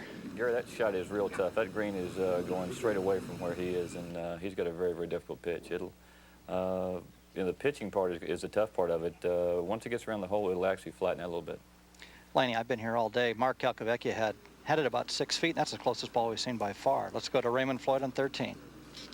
All right, Raymond coming down the hill, a little less than 20 feet. His putt was made a little easier after making 2 at 12, but this is just a feeder.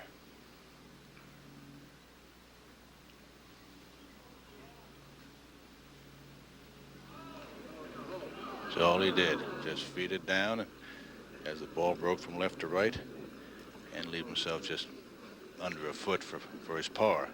But after the drive, it was all set up for par, because when you have to lay up here today, there has been probably only 1 or 2 birdies I've seen from someone laying up today. Let's go forward to 14 first. And you can see the flagstick right below our tower there. Get back there. Get back there. Must have it online because he's hollering for it to get back, and it's not going to get back. It'll feed down to the right. We haven't had a ball anywhere near this flagstick all day. Just 1 birdie, and these guys need some birdies to catch. Mr. Raymond Floyd, 3 shots ahead of Nick Faldo, you see right there. They've got to make something happen. And let's go back to Raymond on 13.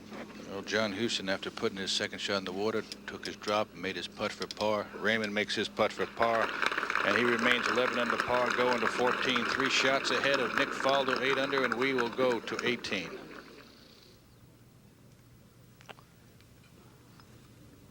Ballesteros just a moment ago. Playing with player.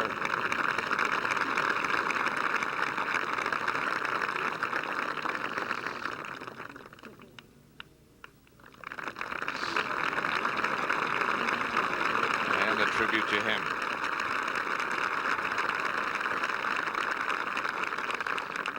Gary playing with Ballesteros.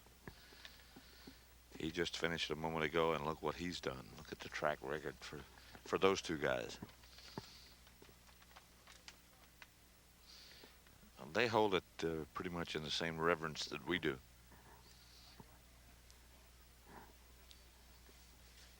As you look at the throng, the gallery that's gathered around the 18th to watch him finish, and we go to 14. Back on the tee, on the right side of the tee. Raymond will be trying to hook this.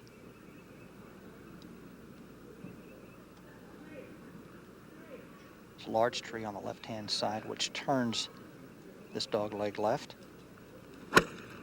Just watch Raymond's perfect, absolutely perfect.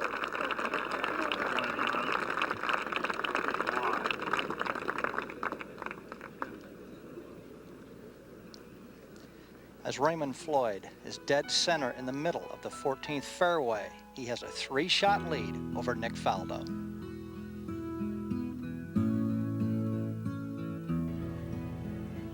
Raymond Floyd trying to become the oldest winner in Masters history at 47 years old. He already holds the mark for the oldest winner of the U.S. Open. 1986 at Shinnecock, he was 43 when he was triumphant. He won later that year at the Walt Disney Classic, but has not won since 1986, and he leads by 3 on the back 9 at Augusta National. And Lanny, you actually have an observation about all of this experience we're seeing coming through. Well, I think that the older guys like myself who grew up playing basic conventional clubs, V-groove clubs, learned to play shots, to play in conditions like we found here at Augusta, the U.S. Open, with the hard, fast greens and the wind and stuff. It takes a lot of imagination. Unless you've grown up playing those shots, the guys today that are growing up on square grooves and stuff like that haven't developed those shots, haven't had the time to use it and use their imagination to find the shots. I think that's why the older guys are hanging tough.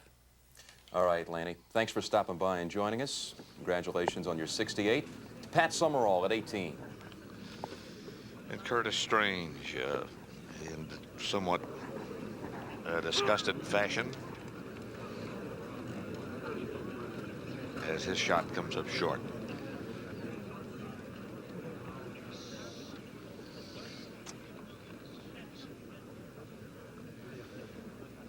Raymond Floyd at -11 leading. Tom Watson, who has always played so superbly here, continues. A little bit short, a little bit of right, but a good shot. I think one of the main things we have to emphasize today is the fact that the weather has been just perfect on the golf course, in magnificent shape as well, to 14. Now this is where Jack Nicklaus ended up after his chip shot. Hit it too strong, caught the ledge down the hill. He's got this 20-footer for a par.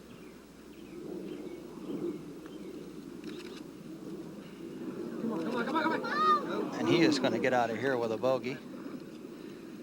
He chose to chip the shot with a wedge, and most guys have been getting it pretty close, putting it.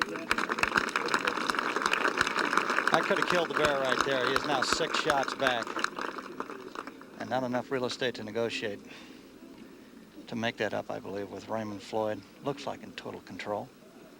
Nick Faldo, this will be a very good 2-putt from where he was. He remains 3 shots back, and they're searching for eagles and birdies now. Let's go forward to 18. And again, the tributes to Watson and Strange.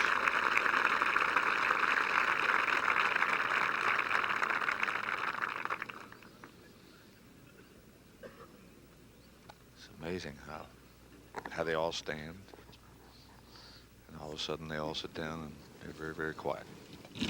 Back to Ray Floyd. 17, 174 to the hole. 157 to the top of the ridge, and then 17 past. 175, 74 altogether. Got a little breeze that way. Yeah. Raymond will not miss this green to the left. You can bet on that.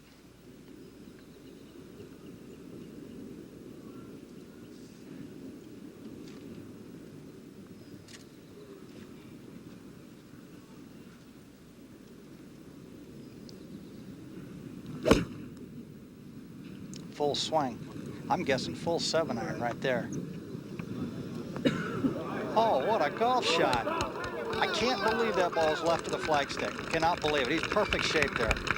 You know what he's doing today, what I've seen? This is, he's only hit about 4 or 5 greens. He's attacking this golf course with a short game. And let's go to the 15th tee. And that's Nick Faldo driving down the left-hand center portion of the fairway in perfect position to attack the green back to the 18th. Strange.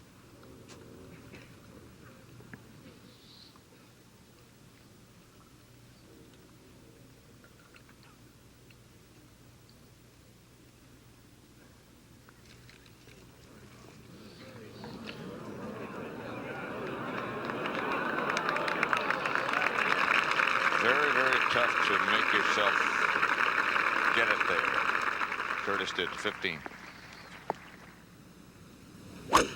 Well, he didn't leave much in the bag there. Jack Nicklaus obviously pleased with it, picking up the tee. There you see why. Bounding down the middle of the fairway, past his much younger rival from England to 18. Watson. Pin high right side for birdie.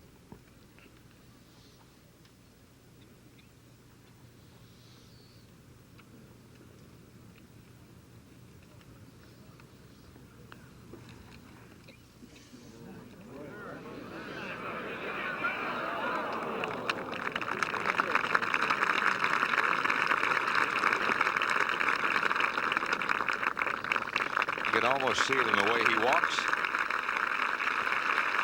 and hear it in the way he talks that some of the faith is back. Back to 14. Big round of applause received here by Raymond Floyd. Raymond, on my calculations, only hit 6 greens so far today, but he's positioned the ball perfectly when he's missed the green and then let his short game carry him over. Tom Weisskopf, do you agree with that or disagree?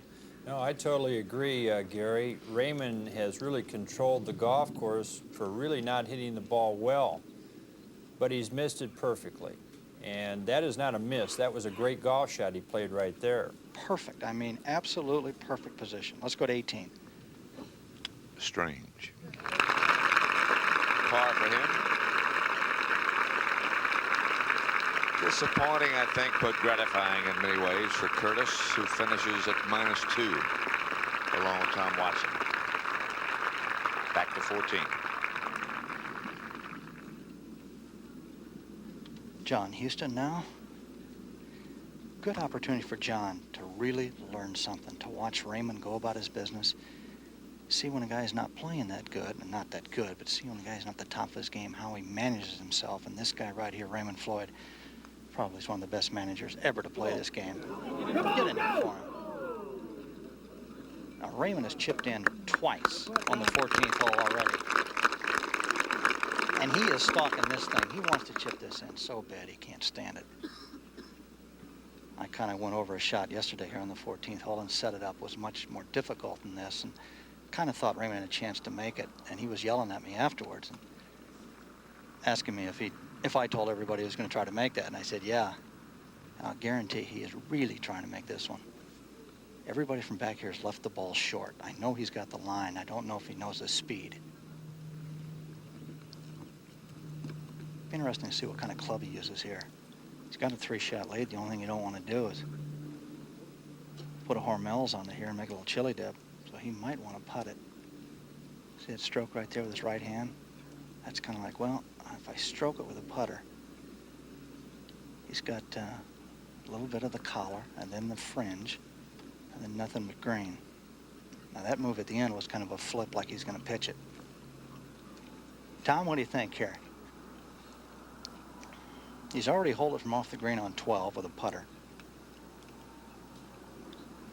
Tom Weiskopf? Well, I think he's put his glove back on, so that means he's probably going to chip it. But I think it really gets down to whatever he has the most confidence in is the choice that he's going to proceed with in this situation. Well, this is definitely a birdie chip. He is trying to make this. That looks like about an 8 or 9 iron. Just going to hit it right over the fringe and then right down to the hole. See if he can hole it.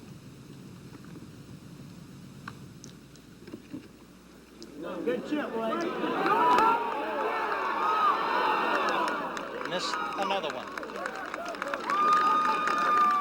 Raymond just looking at me going, well, I can't make them all. You dog, Raymond. We'll go work on that next week. Attacking the back nine with a short game. What an exhibition. And let's go to 15. Nick Faldo has in his hands a 1 iron. He is 230 yards from the flagstick. There is little or no wind at all. Seemed to have had a little left and long.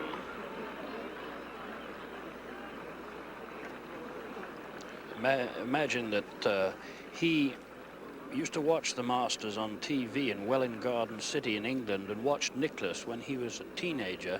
It was only then that he decided to play golf, and now he's playing alongside the 6 times Masters champion who has 200 yards to the flagstick. And a 4 iron in his hands. The crowd falls silent.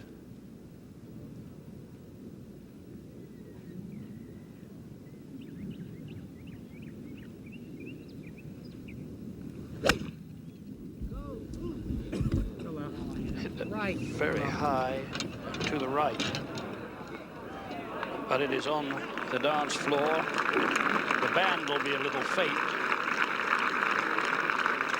Ray Floyd apparently has the Masters in his grasp with a 3-stroke advantage over the defending champion Nick Faldo.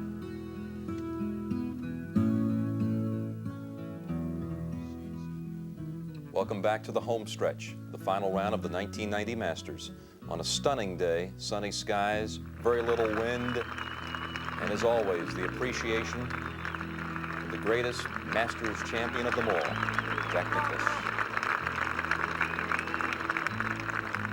Let's run down now the top 24 players at this point. Ray Floyd, of course, leading by 3 over Nick Faldo, the defending champion. Lanny Watkins with a 68 today. Fred Couples moved into 5th with a 69. Bernhard Langer 1 over on his round today. Seve has finished with Tom Watson and Curtis Strange at 2 under par. Bill Britton, he's been clinging near the top all week, and very steady performance for him in his first Masters. Kite playing the 18th at even.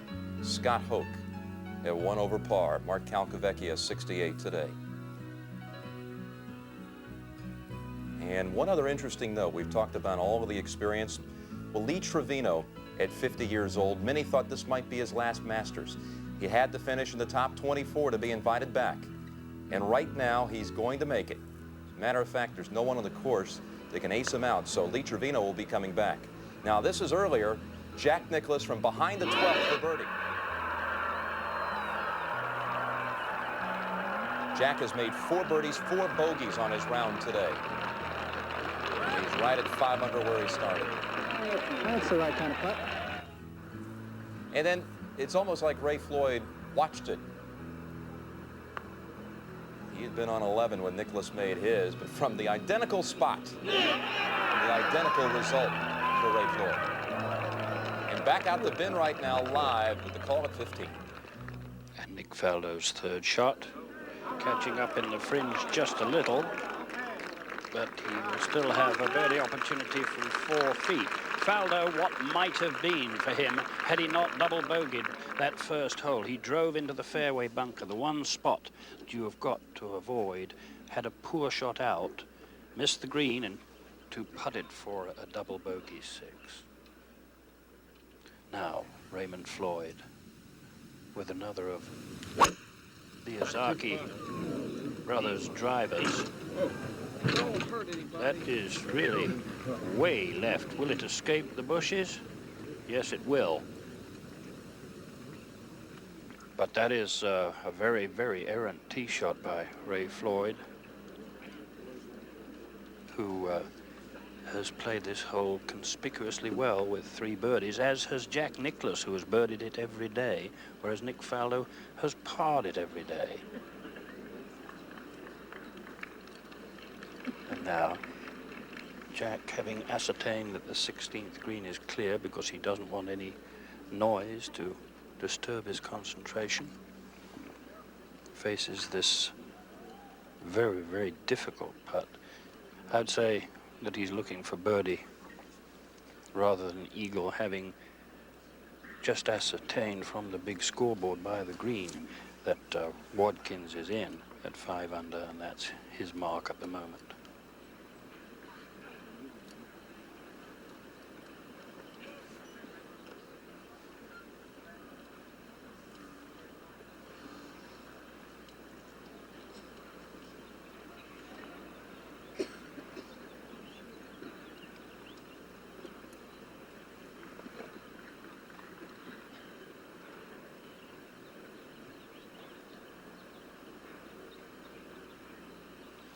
What a study in concentration.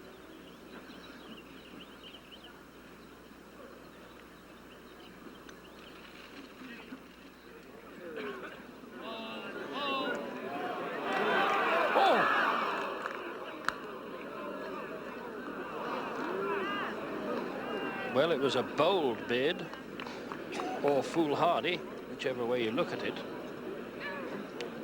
But I think at this stage, Jack is only interested in getting in front of Watkins, maybe having a dash at Faldo.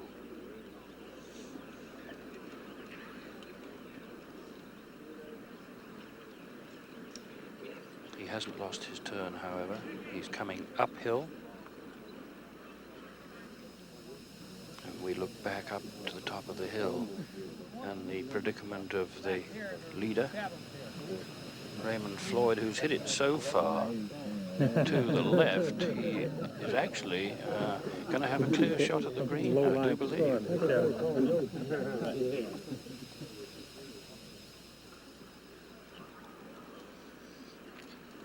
I would say that he's so far down, Tom Weiskopf, Floyd will be able to go for the green. Well, it'll be interesting to see, Ben, but I don't think he will. All right. Now, Jack Nicklaus, this for a birdie. Little tail off to the right at the end, but not much. Water absolutely still there. No. So that's the first par Nicklaus has made in the tournament after 3 consecutive birdies, and just when he needed it most. Ben, right? Yes, Tommy. I think the tournament for Nick Faldo really rests on this putt right here. If he's going to have any chance whatsoever, he must make a birdie here.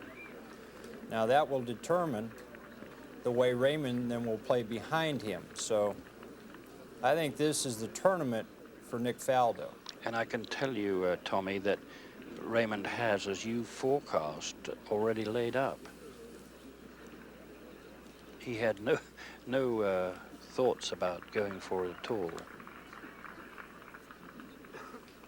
So this to get within 2 of Ray Floyd. Well, Ben, Raymond doesn't need a birdie or doesn't need to risk the chance of going for the green at this point right now. Right. And he thinks like Hogan.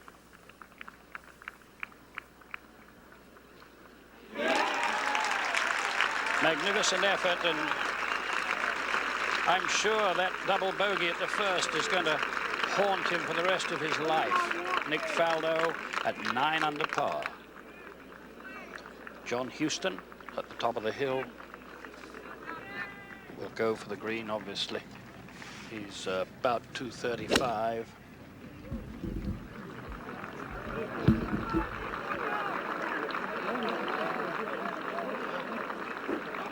will leave him a similar putt to that of Jack Nicklaus, very speedy down the hill. So the battle is anything but over as they come to the final holes with Ray Floyd with a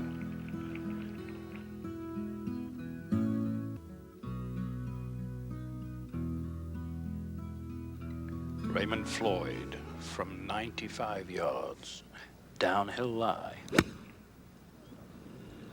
Spin over. It will. That's a magnificent stroke. Tommy, that was absolutely the 100% percentage shot.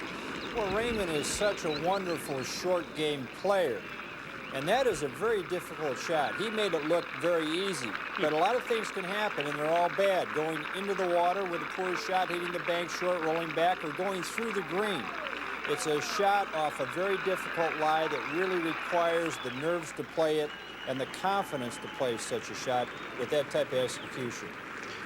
And now on the 16th hole, Nick Faldo. That will be a 6-iron. And he will aim it a little right of the flag, probably. Yes. And so he's left himself with an uphill putt. And now back to the 15th and then walk across the Gene Sarazen Bridge for Raymond Floyd. The leader by 2. And a fantastic ovation. Justly earned.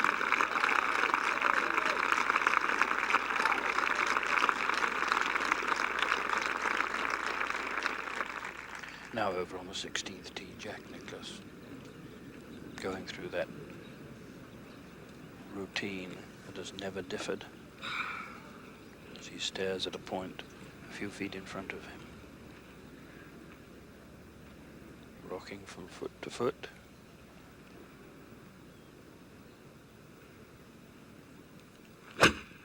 Leader! Oh no, Jack. Get going. Oh. Doom in the water. So he will move up to the forward end of the tee if he wants to, or he can. Jack, great job. Take it off. He can. Well, he's decided to move up to the front of the tee.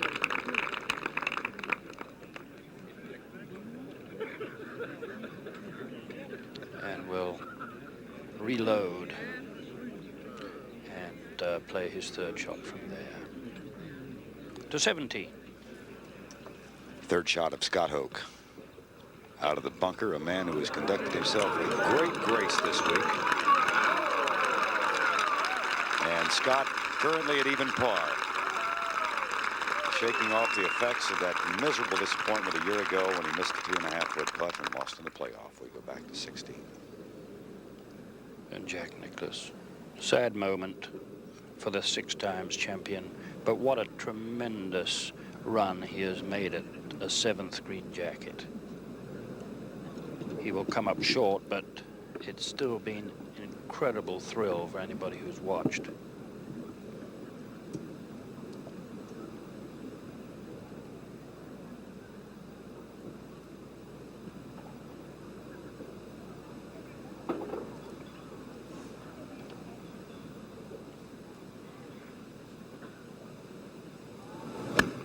I don't recollect him ever having put it in the water before. What a marvelous shot. Right below the hole. He has a very fair chance of escaping with a bogey.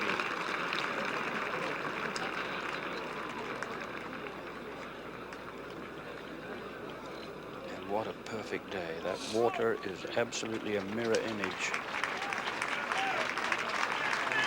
And he will get, as will Faldo, a gracious ovation. Here is how this hole, it's a little demon really. It's the 3rd most difficult hole on the golf course.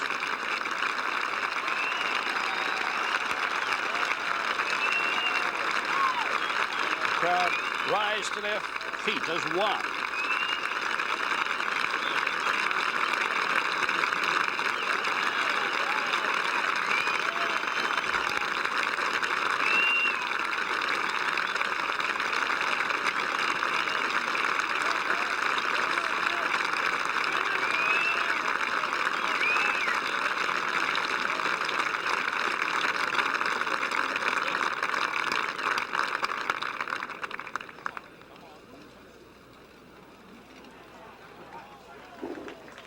Well, that's a pretty moving sight, isn't it?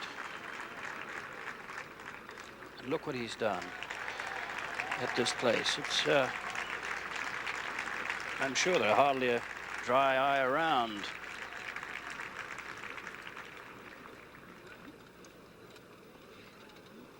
But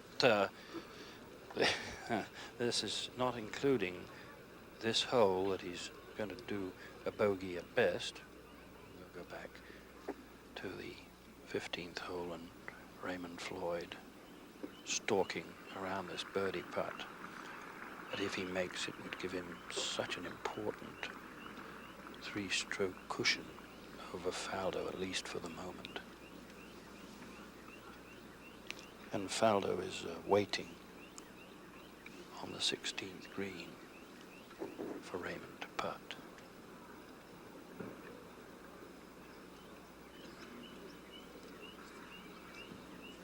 This will break a little to the left.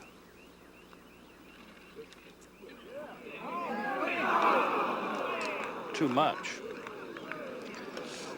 The tournament is still very much alive. But Raymond has got such a relaxed attitude. As he said, having fun. And that makes him 11 under on the par fives for the tournament. He was 14 under on the par fives in 1976 when he won by 8 shots. And now Nick Faldo trying to focus as these lovely trees across the water cast their shadows.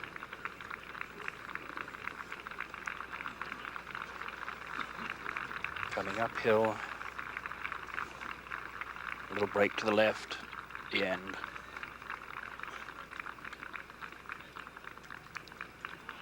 This to close the gap to 1.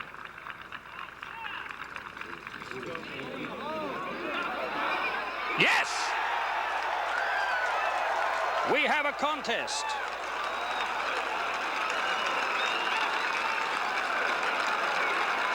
And Raymond Floyd has watched all of it.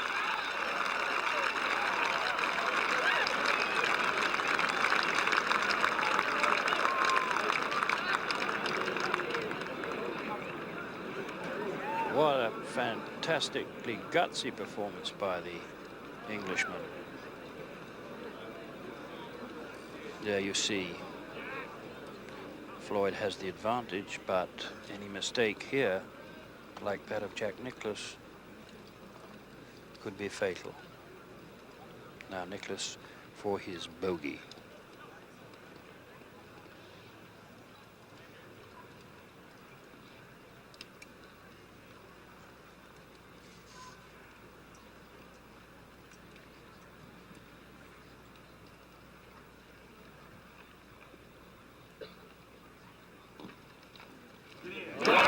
Bogey by Jack Nicklaus. He drops to 4 under. It could have been a lot worse. We have a tremendous race here between Floyd and Faldo.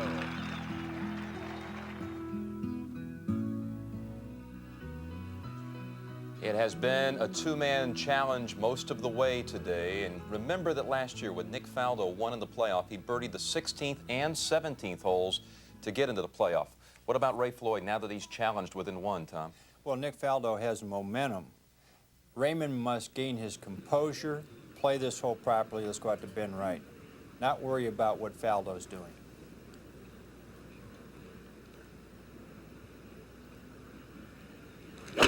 You the man! Oh, yeah.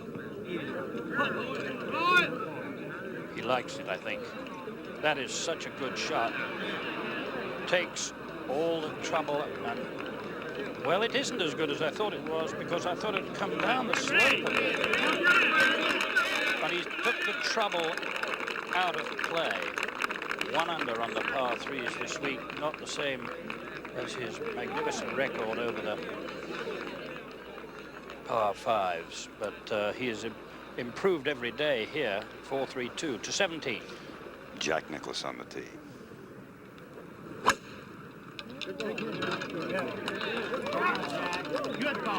Safely over that tall pine that bisects the fairway. Middle of the fairway for Jack. Perfect shape. Moments ago, Nick Faldo.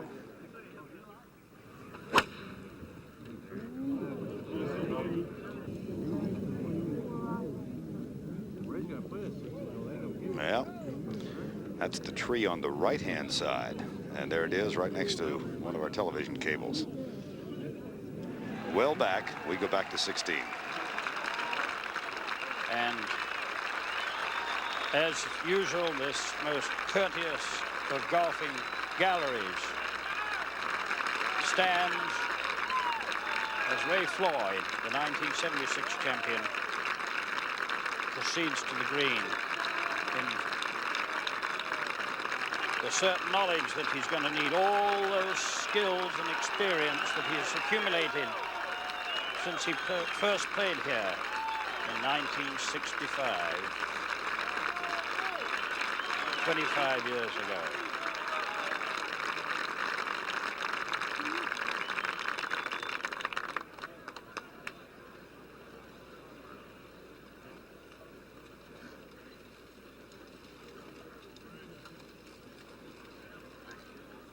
Now they fall silent. Raymond will stalk this from every angle.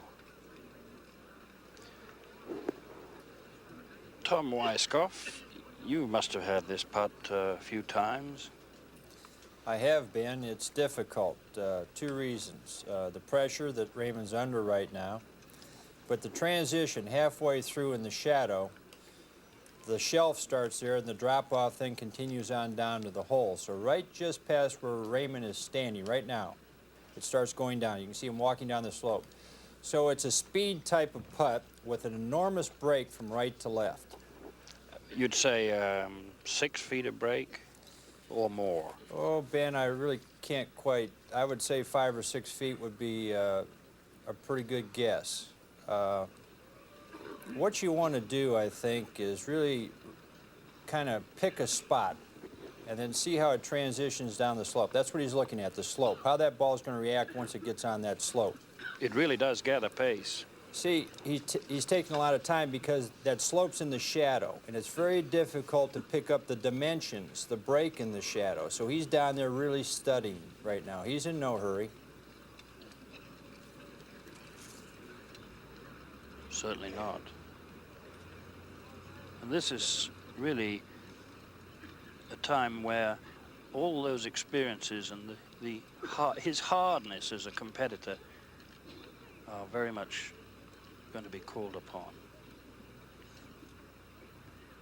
And like all the great competitors, they just love it, they thrive on it. It's meat and drink to them.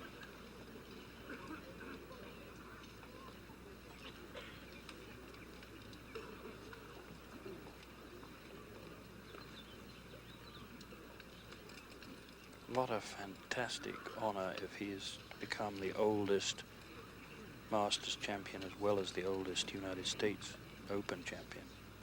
Let's go to 17 quickly. Nick Faldo, 235 yards. He's 165 yards to the hole. You see, he went to the right side of the fairway. Jack Nicklaus boomed one, 275. He's 125 out. Now Faldo has to bring it over that right front bunker. Hole cut some 45 feet from the bunker. And he wants to leave it below the hole.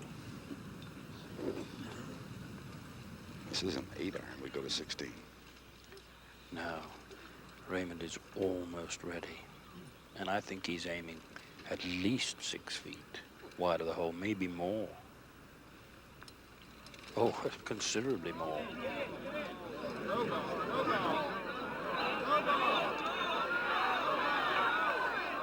That is quite marvelous.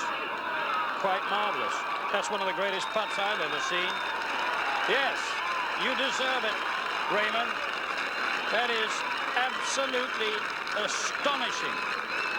Well, Tommy, we said 6 feet. He aimed about 25 feet away from the hole.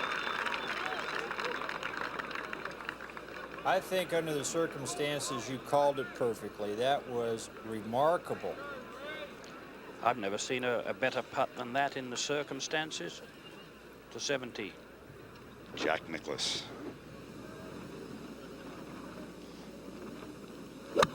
Faldo is hit. We'll show you that in a moment. Here's Nicklaus' second shot. Get up, get up. It didn't. And he'll have a chip from 15 feet off the green. Now here's Faldo moments ago. 8-iron from 165.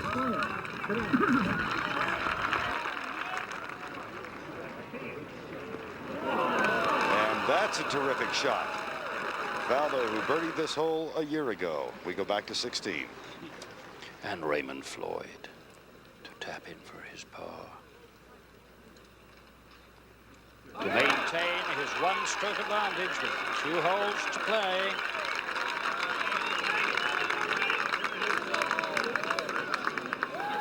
And that was a magical, magical par 3.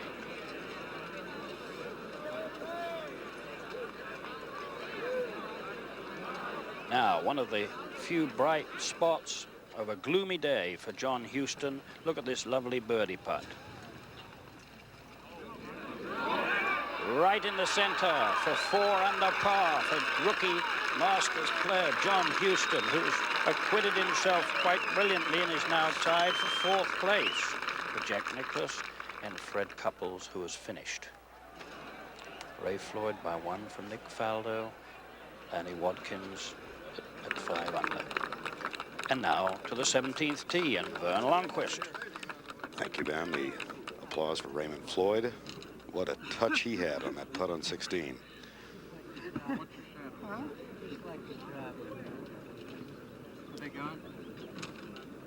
John Houston will be the first to tee off. John, who won the Honda Classic a month ago to qualify, has played quite well until the front 9 today.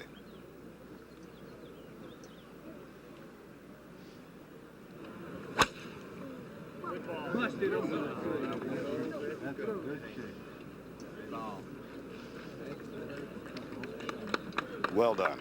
And up at the green, that's the chip shot of Jack Nicklaus, who sends it some 15 feet beyond the hole, and he's got a really delicate downhill putt for par now.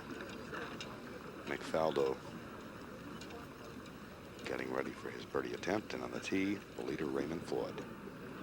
Large pine tree, left side, 200 yards away from the tee. Must keep it away from that.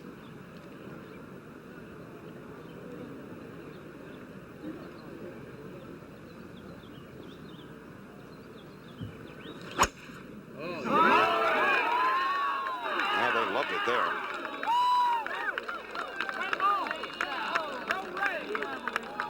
And that's why.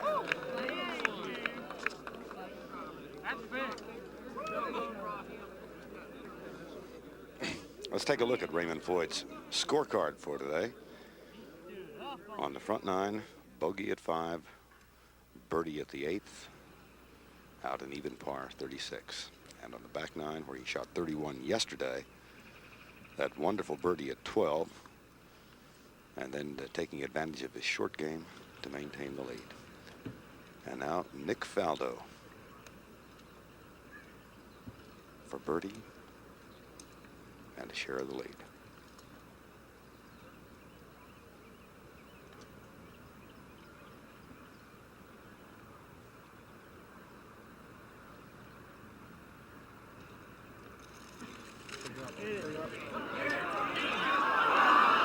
My gracious. What a ride.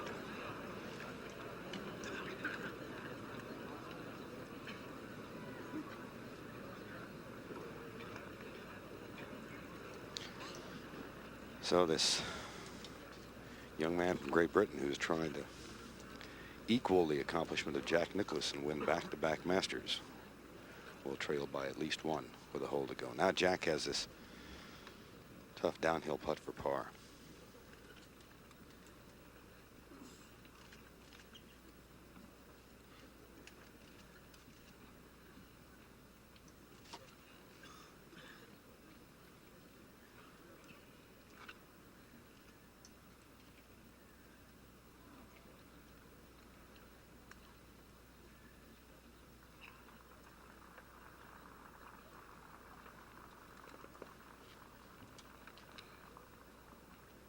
Peering back into the sun, which can be a problem.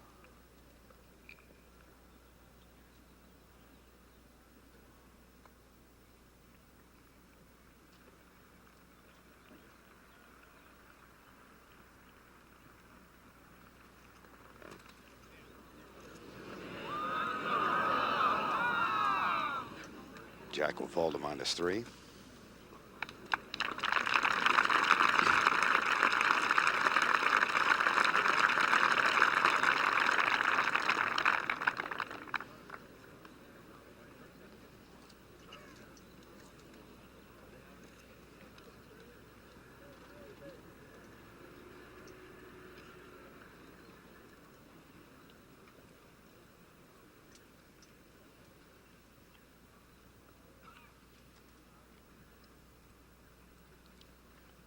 For par.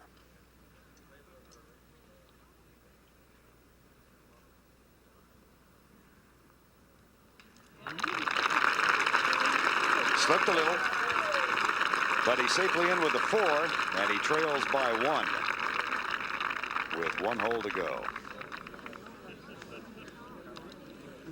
John Houston back in the fairway would be the first to play.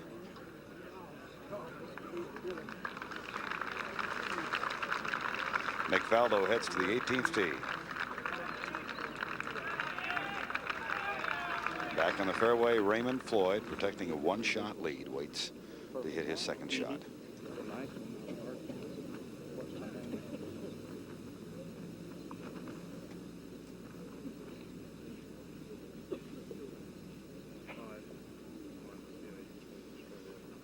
That will be Ray Floyd to hit first. Yeah, there's more behind us, you know, how that green cuts back and then makes that alarm on the play. Nope, it will be John Houston. Yeah.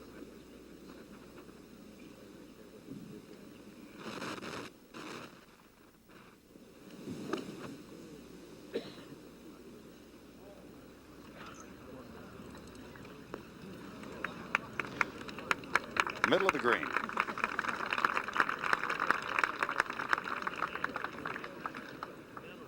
Ray Floyd, 130 yards out. He has parred this hole all 3 days prior to this afternoon.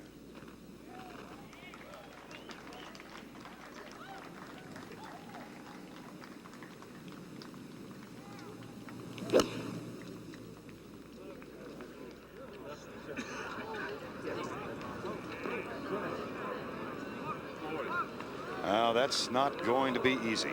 That is not going to be easy. He's a good 65, 70 feet away, has to come over a ridge and then downhill. We go to 18. And Nick Faldo on the tee. 3-wood he has chosen. And with good response from those close by. Good position there, Pat. All he wants to do is keep away from those bunkers. Back at 17. The applause for 47-year-old Raymond Floyd, son of an Army man from Fort Bragg, North Carolina.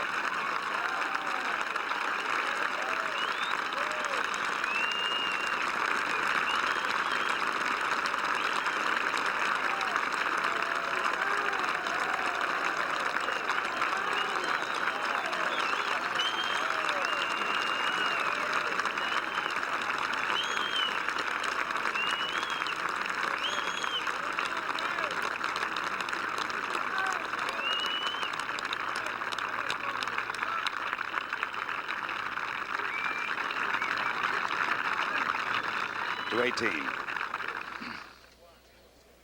Faldo, Jack Nicklaus now. Also with a 3-wood, Pat.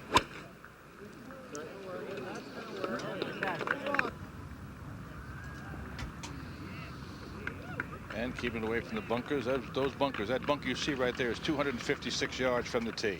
Back to 17. Where Raymond Floyd took that short iron from 130 yards out, did not get the desired result. Tom Weiskopf, this is no easy task. Vern, I really believe that this putt is actually more difficult than the previous putt that he had at 16. He's got to putt uphill for some 15 or 20 feet, reach the crest, and then it comes straight downhill. But the problem is, once it reaches the hole with any speed, this putt could really go quite a ways past the hole. But that's where he wants to leave it, somewhere past the hole to give himself an uphill second putt. He doesn't want to leave it short 3 to 4 feet because then he's got another downhill putt. And it has a pretty good break from left to right again. Very difficult situation.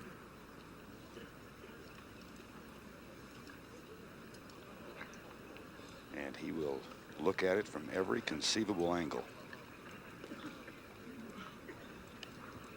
Raymond, whose lead has been at least 2 strokes for the entirety of the afternoon, until Nick Faldo's birdies at 15 and 16 brought him to within 1.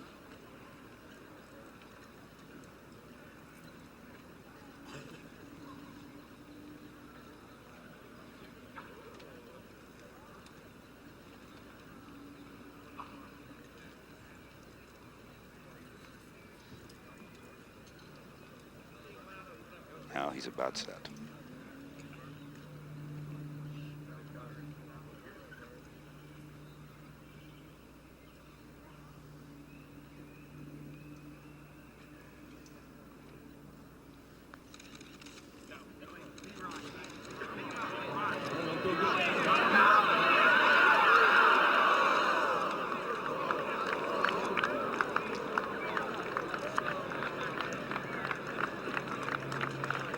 That is just a little farther than the putt Scott Hoke missed 1 year ago for par that would have given Scott Hoke the Masters Championship in regulation play. Just a little bit farther. We go to 18. And you can see how benign conditions are. Nick Faldo was first to play. He's 185 yards from the hole, Pat. Today the hole is 75 feet from the front of the green on the top tier. And you better get back up there. He's got to get, even if he's long, he's got to get to the top.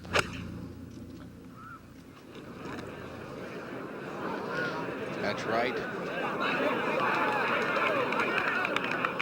Still a good play, Pat. You can't Just leave on it the short. back fringe. Yeah, you're right. Probably adrenaline going and pumped up, and he got a little more out of it than he thought he could get it. Tell you what, Kenny, you have to give this guy a lot of credit. Oh, definitely. I just feel that he just never put the white flag up. He would not give up, because in the back nine anything can happen. And of course, with Raymond Floyd at 17, Nicklaus now at 175. Speaking of giving credit, you give him a lot of credit too.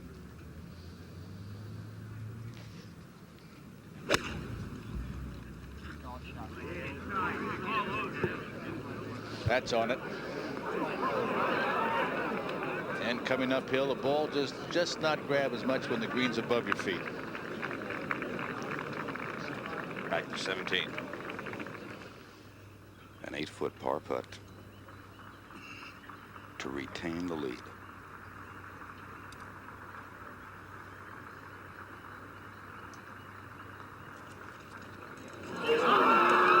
We have a tie in the 1990 Masters.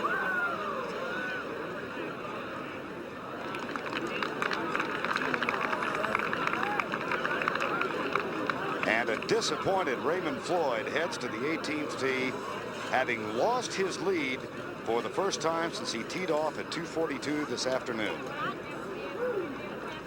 And the people at 18 have not seen the leaderboard. We go there now. And nor has Nick Faldo, Vern. They'll see it in a moment. They have not posted it. They have not taken the blank spot out of there yet. And Nick Faldo getting a fine round of applause, as is Jack Nicklaus. And still the score is not posted.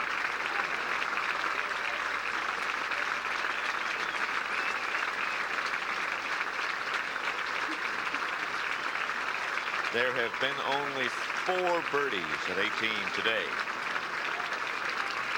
But that watch as they change. Now listen. Faldo has not looked back at the scoreboard yet. He knows. Nor has his caddy. He knows.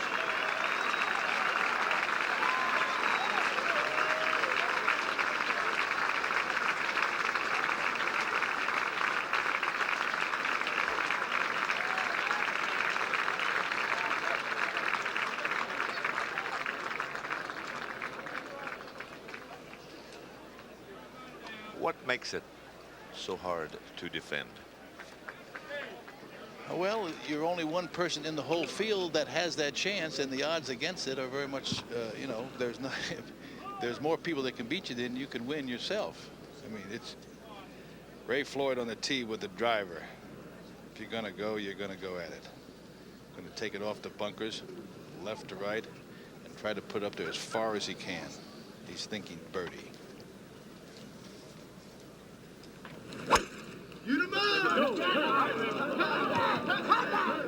I hope he likes as much as they do. Oh. We have a problem that is, this is the worst break I have ever seen in my life. In the bunker. And buried with a full driver on a downhill slope, and it buries. Well, it went down, it came out, but that is, I mean, that is not sitting, that's buried down. That is hard to pick that out of there. That ball could have gone out and been up a little bit higher, but that is a hard ball to pick because about a third of the ball is in the sand. Now back up at the green. This is Faldo.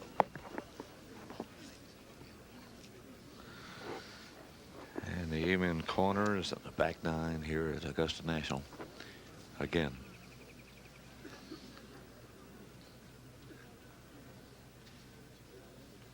Just jumped at some people. Namely Raymond Floyd. Faldo.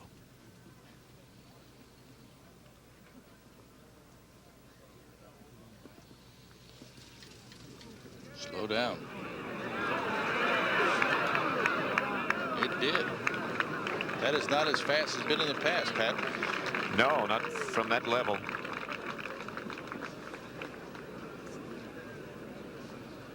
When he first hit that out of that fringe with that putter, the ball jumped a little bit. Looked like it's going to be much faster than what it appeared to be.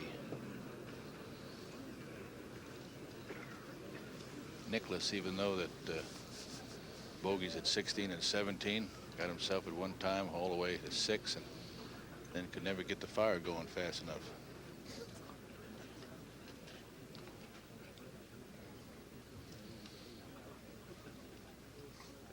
With Nicklaus's past performances here in his back 9, the way he plays it, when he got the 6 under par, he still thought that he could get to double figures.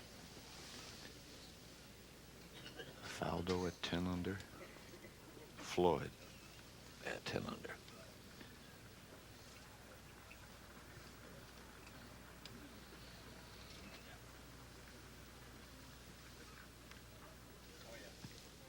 Nicklaus from the back fringe.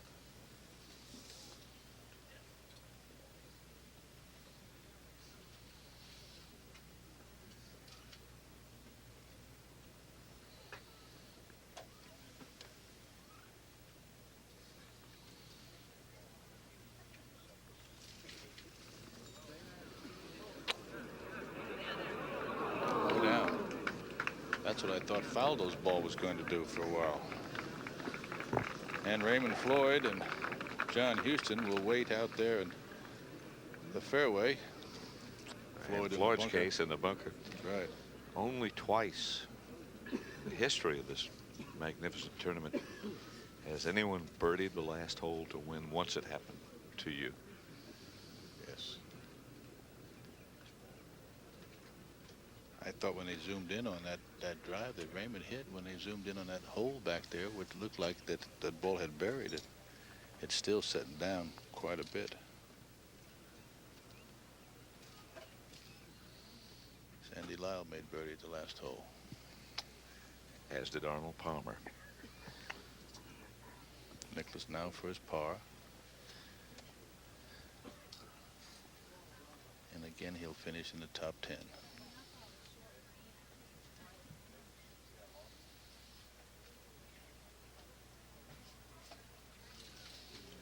Amazing. Yes. A good showing. Disappointing. Amazing. 74, but 285.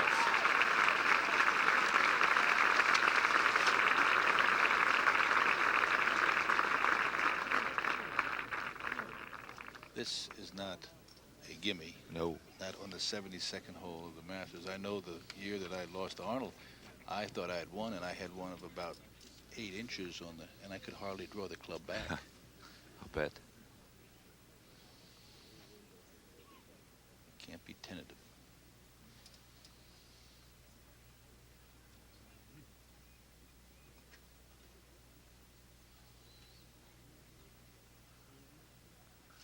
That was firm in the back. What a solid stroke. What a courageous effort. Well, after starting with double bogey, that's a fine comeback. And going from 7 to 5 and then got it into double figures. So now it's up to Raymond. He's 170 yards. The ball is just a little bit set in the sand.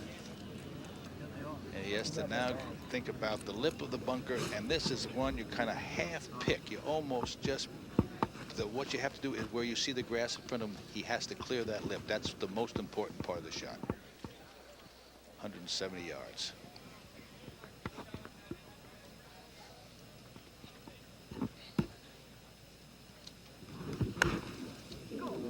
No. Bunker right. Just couldn't get enough club on it. Trying to get up, he came out of it just a little bit and left it out to the right. He's got his work cut out, Pat. What a remarkable finish. Floyd and Faldo tied for the lead at -10.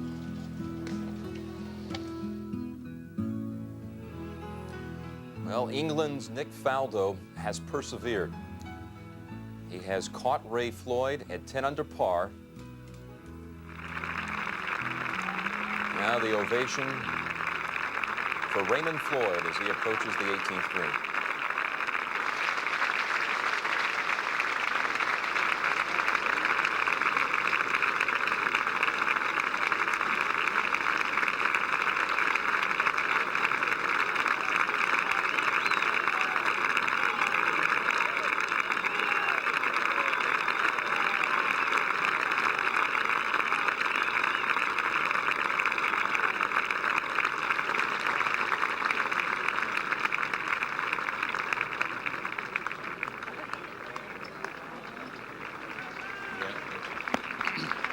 You know, a year ago when Nick Faldo won, he said it felt like destiny.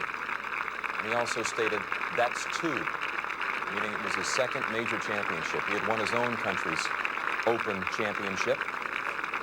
He has won 2 Grand Slam events and is tied here with Ray Floyd in all kinds of trouble. Tommy, tell me about this at 18. Well, when you're under this kind of pressure, it is extremely difficult. So much depends on his lie. But long bunker shots are one of the more difficult shots to play. So if he has a good lie, and he is an expert with the short game clubs, he's got to try to get this ball out somewhere close, but underneath the hole so he's putting uphill. But Kenny can give us a better insight. He's right there. I'll tell you one thing, you go back with the birdie at 12, and then what has changed here on the back 9 was that he wasn't able to go for the 13th and 15th hole. But I'll tell you one thing, if you go back and look at the tape, I think the ball would have gone in the hole at 14 if it had not hit the coin of John Houston's. But now at hand, a bunker shot. These are firm bunkers. You can get a good footing. The ball's not buried. It's a pretty good lie. This is just a soft shot, Tommy. This is one that you get up and he should land this probably about, I'd say, 10, 12 feet short of the hole.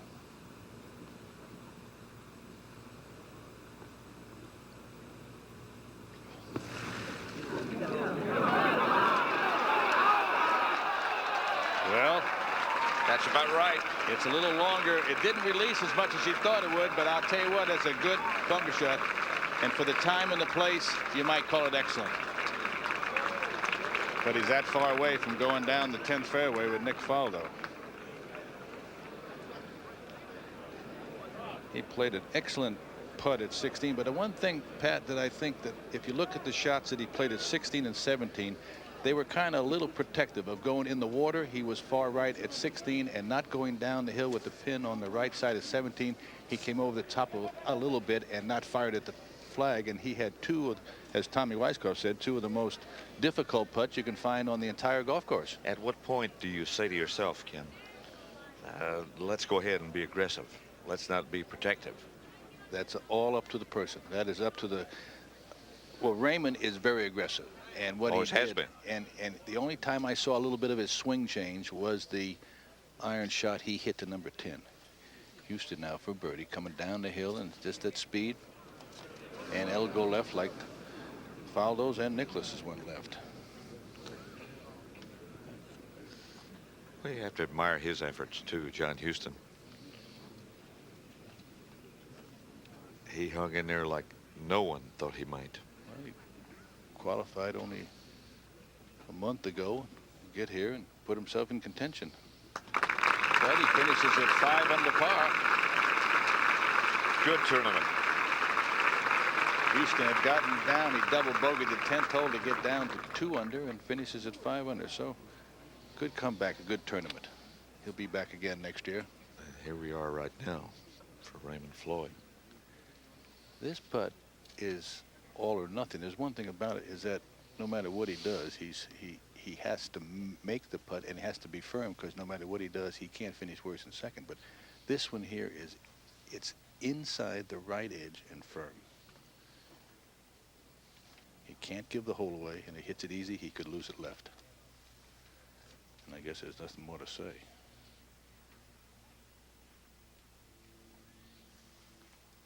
Okay. He's got it. What a gutsy play. And that's what it deserves. He did not deserve to lose there. We deserve to see them both go down the 10th hole.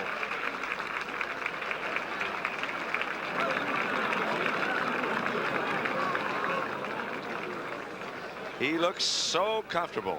The 11th playoff in the history of the Masters.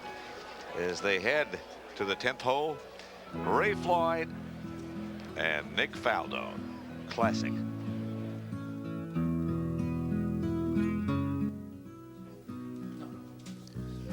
Well, the Masters is headed to another playoff. And once again, it involves Nick Faldo. He won a year ago with a birdie putt at the 11th hole. Today he will challenge Ray Floyd for the green jacket. The first major of the 90s at stake. And we welcome you back. Just an amazing tournament has been, and Ray Floyd makes the save at 18 out of the bunker to force the playoff. You know, for Raymond, if he were to win this tournament, he would have the record for the longest time between Masters victories, having won in 1976, and this would be 1990. He would break the record of Gary Player that was set between 1961 and 1974, a 13-year span. Joined now by the chairman of the Masters, Howard Harden. And Mr. Harden, it just gets more and more exciting every year, doesn't it? It certainly does. I just assumed we didn't have these playoffs. Well, Mr. Harden, we're joined right now by Chris Patton, the low amateur at this year's tournament, the only amateur to make the cut. And Chris, you had a lot of people behind you this week. Yes. It was. I sure did. There was a lot of people out there that that I really didn't expect to be there. They gave me a lot of confidence and cheered. You know, I had 3 real solid rounds the first 3 days, and come up 18 today and get a standing ovation again, and you know that made me feel real good. You know, I had a bad round and then get that, and that makes it all worth the while.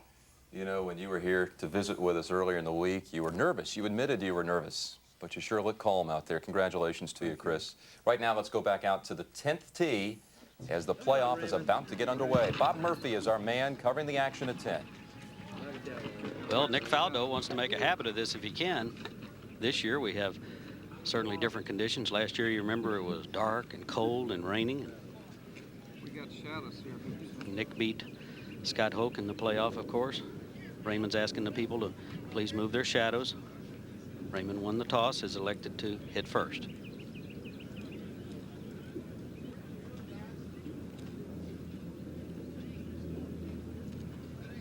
Earlier, Raymond hit a perfect drive right down the middle.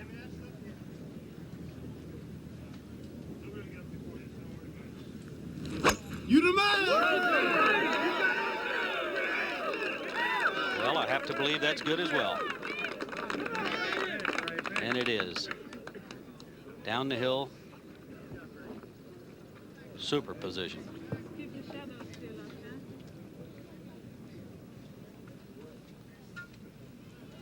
Have to give Nick credit forcing this playoff today. It looked to be certainly Raymond's tournament. He birdied 13, 15, and 16. This hole has not been Nick's favorite. He earlier today hit it a little bit in the neck, left it way up on the hill, and made a bogey.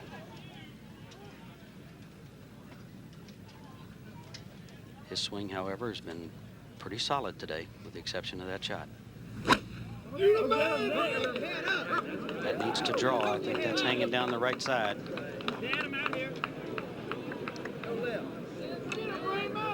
And it is, and that's way up the hill, and a difficult shot again for Nick.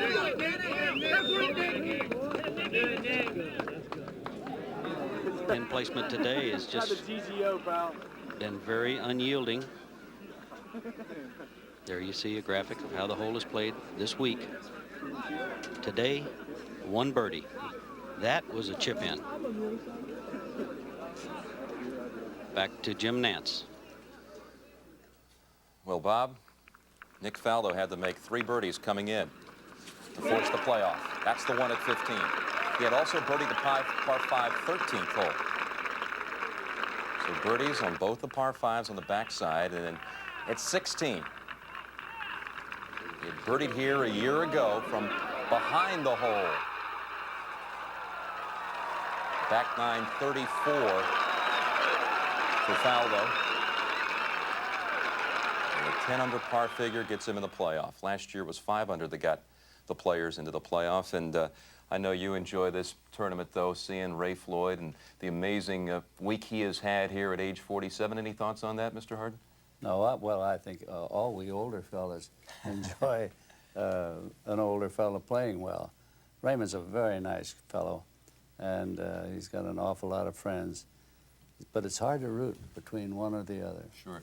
You know, you made a good point about maybe the momentum has shifted back to Raymond after the saving par at 18. Tom Weisskopf, some thoughts on that, perhaps? Well, I think it really gives Raymond a lot of confidence, especially after really kind of struggling a little bit at 16 and 17. He really has the advantage now with his position off the tee on the 10th fairway, down low. He's shortened the second shot that Nick Faldo has to play in the green by some 30 yards. So the advantage really is in Floyd's hands right now, I feel. By the way, Nick Faldo does not have the same caddy he had a year ago in his victory. His caddy's name is Fanny Sunesson. She is from Sweden. And she plays the game of golf exceptionally well. In fact, at one point, she was a 1 handicap. Formerly, she carried the bag for England's Howard Clark. But Faldo made the switch several months ago to Fanny Sunesson. You can see him stepping off the yardage. Bob Murphy, he's pretty far back there at 10, isn't he? He certainly is. He's left himself approximately 200 to the front edge, and the pin is all the way on the top of the green, some 27 steps back. So Nick certainly will be coming because it's downhill. He probably will be using a 3-iron, I would guess. Bob, I think what really makes this shot difficult, aside from the pressure now, is the fact that it's downhill, side hill, and you're playing down to a very small target, so you really have to get the ball up in the air with some spin on it to hold this green. He's really playing down and through the green on the left side. To keep it on the green, he almost has to hit a little cut to keep this ball on the surface. Now, if he's going to miss it, and those memories previous is when he bogeyed the hole, left it out to the right in the bunker, I think if he's going to miss it, you've got to miss it a little bit in the left side, left fringe, if you're going to miss it, though. Yeah, if it stays in the fringe, Tom, however, that fringe, you know, being as tightly mown as it is, the ball will drift right down and fall off very quickly. That's why I think I saw Raymond. I saw a little protectiveness here. He wanted to miss to the right. Of course, the green slants right to left for the players, and he just overprotected and knocked himself in the bunker. There we see Nick Faldo's drive of approximately 260 yards.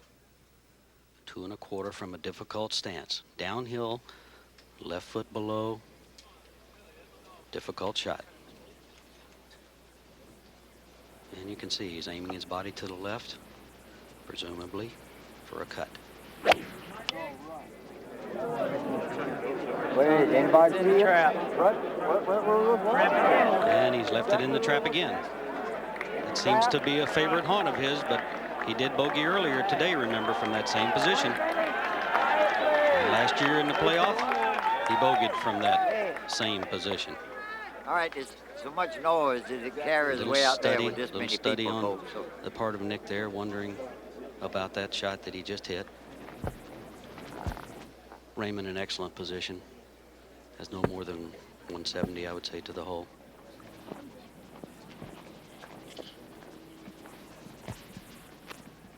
Always relaxed, always moving.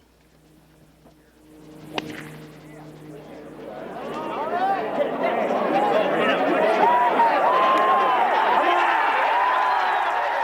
I don't think I have to tell you where that one is. It's right below the hole, approximately 15 feet. Advantage Raymond. I tell you, the gallery is ready. I gave them a little play-by-play as they were putting out on 18, and they wanted this thing to come down to number 10. Just have a look back up the fairway. It gives you some advantage, excuse me, some idea as to the galleries. Well, again, we're at Augusta National, and the Masters in another playoff. Ray Floyd, Nick Faldo. And a reminder that coming up in its entirety, 60 minutes following the conclusion of our Masters telecast. It's 60 minutes coming up after the Masters. Let me turn to Tom Weiskopf again, Tom, and obviously it favors Raymond Floyd at this point, but it's almost eerie. These are like the same spots as a year ago when Scott Hoke and Nick Faldo were in the playoffs. Definitely. Raymond has the advantage, obviously. I think the thing to note, though, Jim, is the fact that that was Raymond Floyd's true, pure golf swing, executed perfectly under a lot of pressure. Previously, we saw short swings, guided swings. There, he knew he had the advantage. His competitor is in the bunker. Let's fire it in the pin, at the pin, and let's make my swing, which he did. Don't mean to dwell on it, but a year ago, Faldo did not get it up and down for par out of that same bunker. He made a bogey, but was saved when Scott Hoke three-putted, forcing the playoff to the 11th hole. Here's the shot you were talking of, the swing you spoke of, Tom. Well, watch the acceleration and how he stays down through the shot, but at the end, his body is facing the target. It's a complete full, aggressive swing. That's Raymond Floyd right there. On balance. Pure as the driven snow.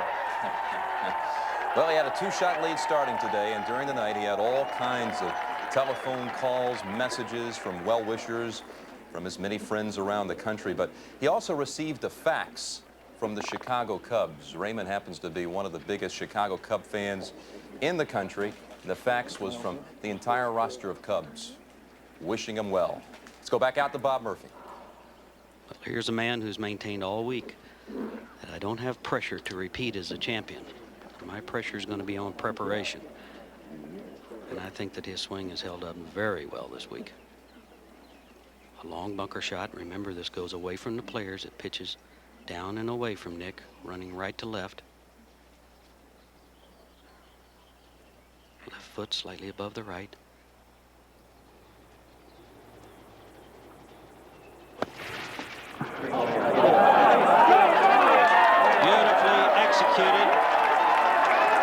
4 feet below the hole.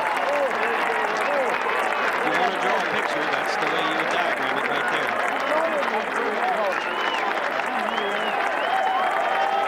That looks to be somewhat of a game face to me. Well, you know, when you're in situations like that, you try to take a deep breath. Sometimes it works. Sometimes there's no air. Just can't get anything to go in and out of your lungs. You know, I agree with Ken Venturi, too, about that coin on 14. I noticed the same thing. I know that that ball of Raymond's, that putt, chip, rather, hit John Houston's coin and went to the right and stayed out of the hole. I think you're absolutely right, Murph, because looked at that thing and the coin, instead of kicking it left, bumped it up the hill and just enough to hang it out of the hole. Of course, you know, those things happen, and and not being able to go at 15 and then leaving himself 2 difficult putts at 16 and 17. But the bunker shot at 18 solved all that. Kenny, I think that Raymond's as relaxed as I've ever seen him in this situation, and must be part of his goal to have fun this week.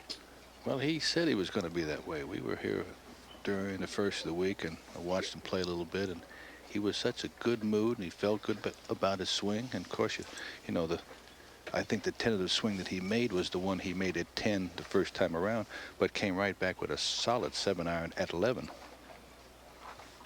This putt does very little. Slightly uphill. If it does anything, it dies a little left. Not much. Nick Faldo's not sure whether or not he wants to watch this.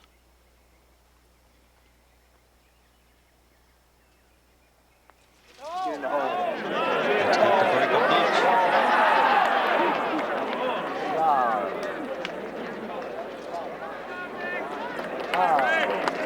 A par is a par at 10, I have to tell you that.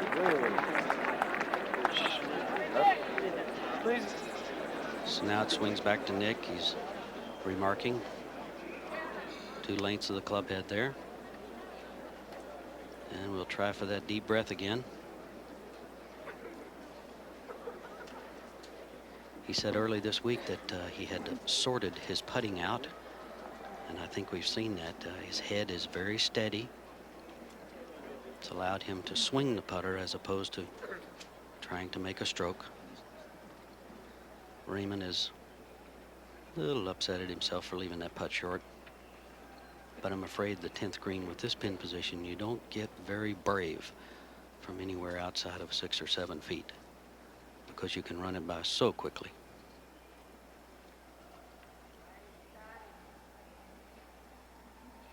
It's always hard to tie. Must be firm with this putt.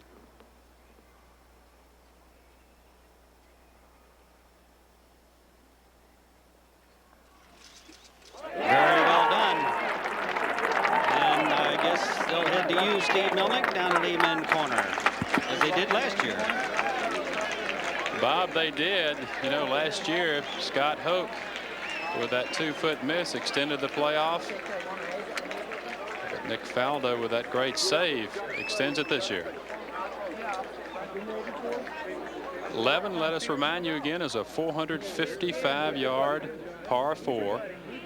Players drive between a narrow opening of pines to a relatively wide fairway. Only 25 birdies all week here at 11. The 4th most difficult hole throughout the entire tournament. 3 tournaments were settled here at the 11th hole. First was in 1979 when Fuzzy Zeller won that 3-man playoff with Tom Watson and Ed Snead by making birdie. Larry Mize with the famous pitch from the right of the green eliminated Greg Norman after Ballesteros eliminated himself with bogey at 10. And of course Nick Faldo won here last year with a 25-foot putt for birdie.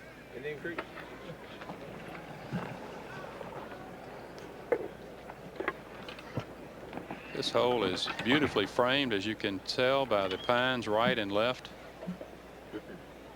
For some players who feel it's easier to come at this green from the left, Raymond hit a big hook here earlier today.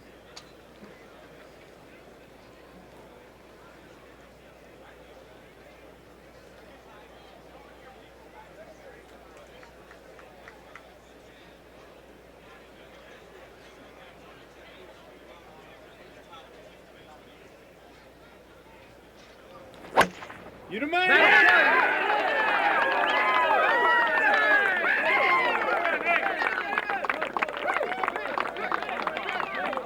Down the right-hand side this time, so he won't have to flirt with the pond that he had to carry over earlier today. Both these players, Faldo and Floyd, have parred the 11th hole each round.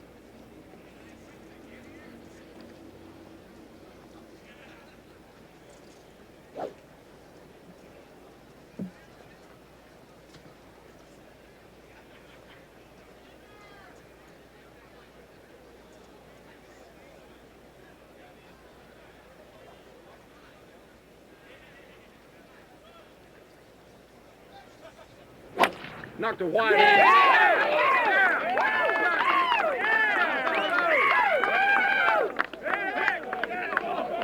Big tee shot by Nick Faldo.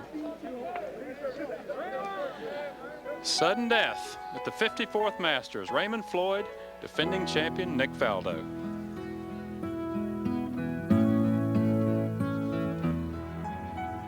It's the second hole of sudden death at the Masters. Raymond Floyd, Nick Faldo. No sudden death playoff here has ever extended past the 11th green. They've never made it to 12 before. Now let's remind you that 60 Minutes is coming up following the Masters in its entirety. And Tom Weiskopf, while we have a chance, let's talk about one of the breaks today, perhaps a bad break, in fact, for Raymond Floyd back at 14 with the coin of John Houston. Let's take a look at that and tell me what you think. Well, I think Ken Venturi made an excellent observation. If you watch this ball that Raymond chips, hits the coin and jumps straight ahead, and kind of took the spin off the ball. See how the ball oscillated as it got up in the last foot? So it didn't have its true roll. But, you know, golf is very subjective, and it'll be argued forever, won't it? Yep, some could say they thought the ball might have ricocheted a little more left off the line, off the coin.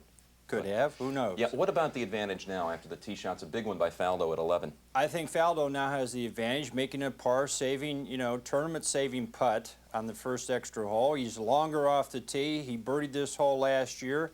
He has a much easier second shot into a very difficult situation. Let's go to Steve now. All right, Steve. Jim, Tommy, thank you. Raymond, as you see, has 180 yards to the flagstick. Faldo with that big tee shot. Only 155 yards left. What a difference a year makes. Last year, cold, rainy, damp. Faldo hit 3-iron in there. Would take you back a year ago. Faldo for the win.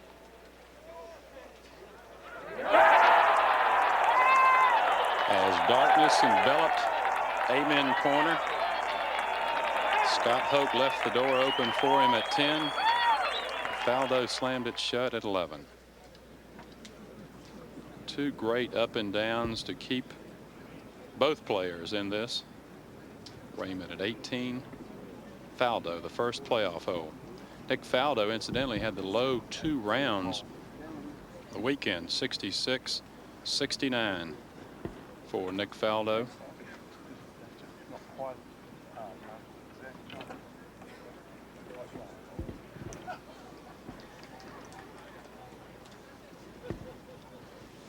Raymond at 180 yards out, going downhill, probably a 6-iron. Both these players need to be thinking about 3 now.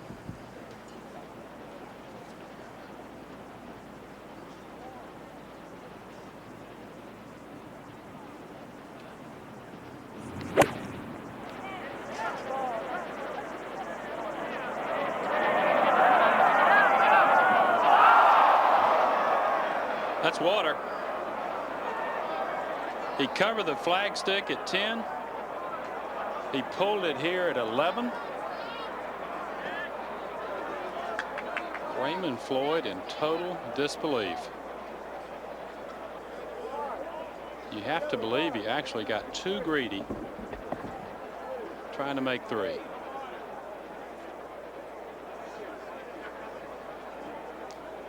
Faldo's got to sort through his own emotions. He knows the door is wide open again. Just take it out to the right, put it somewhere on the green.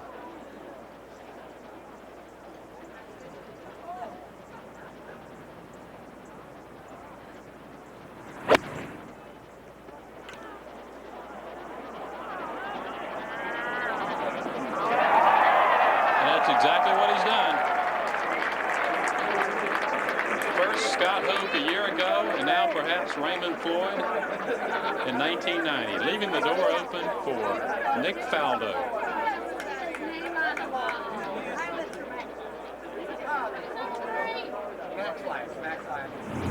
Raymond Floyd once again.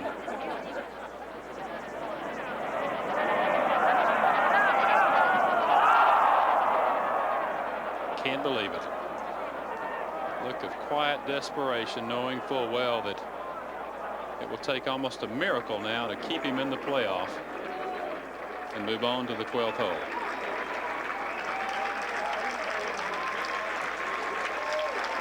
Listen as these very appreciative fans here at Amen Corner applaud these two champions who between them have won 6 major titles.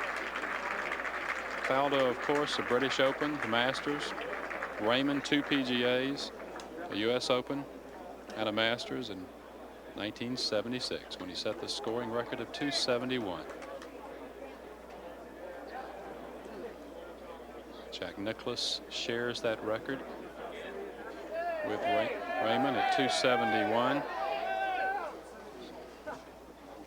And it was Hogan's record that they both broke. Moved to setting that marvelous record, which perhaps may never be broken, what with the advent of bent grass greens here at Augusta National. Of course, the decision now, where did Raymond's ball cross the margin of the hazard? P.J. Boatwright of the USGA down there with Raymond. 3 playoffs settled here at 11. It certainly appears unlikely that we'll be playing anymore.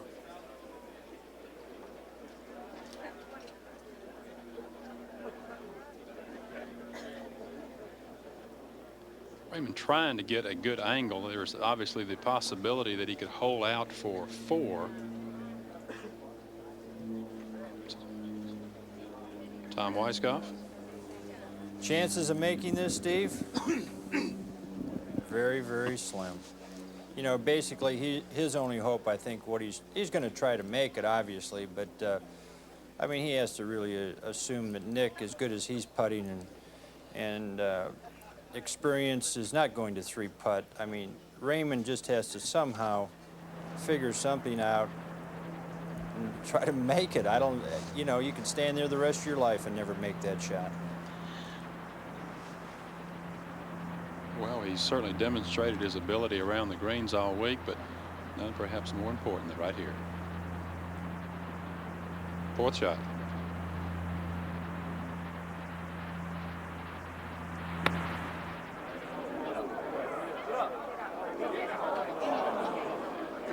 He's about 15, 16 feet below the hole. So it remains now for Nick Faldo to get down in 2 from about 25, maybe less, 22 feet.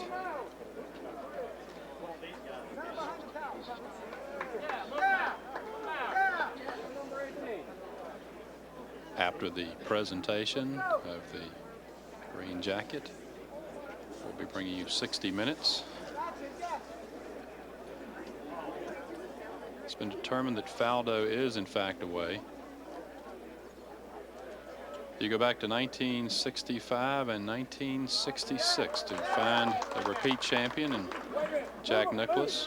Last year, of course, Curtis Strange repeated his Open victory from 1988. Nick Faldo at one time 3 shots back with 7 holes to play. Now only needing to 2-putt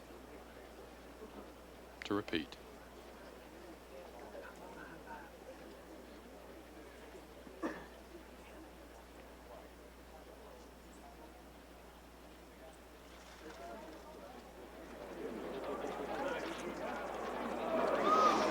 Ooh, what a good putt. Raymond has already picked up his coin. In an unusual turn of events, Nick Faldo repeats as Masters titleist. 1990 Masters champion Nick Faldo.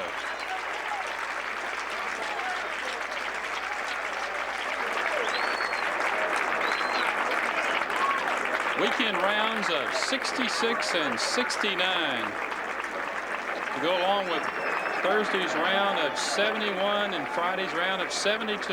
10 under par score. Here's Nick Faldo's putt moments ago. His reaction, knowing full well what a good effort he's made. Just inches away now for a repeat as Masters champion.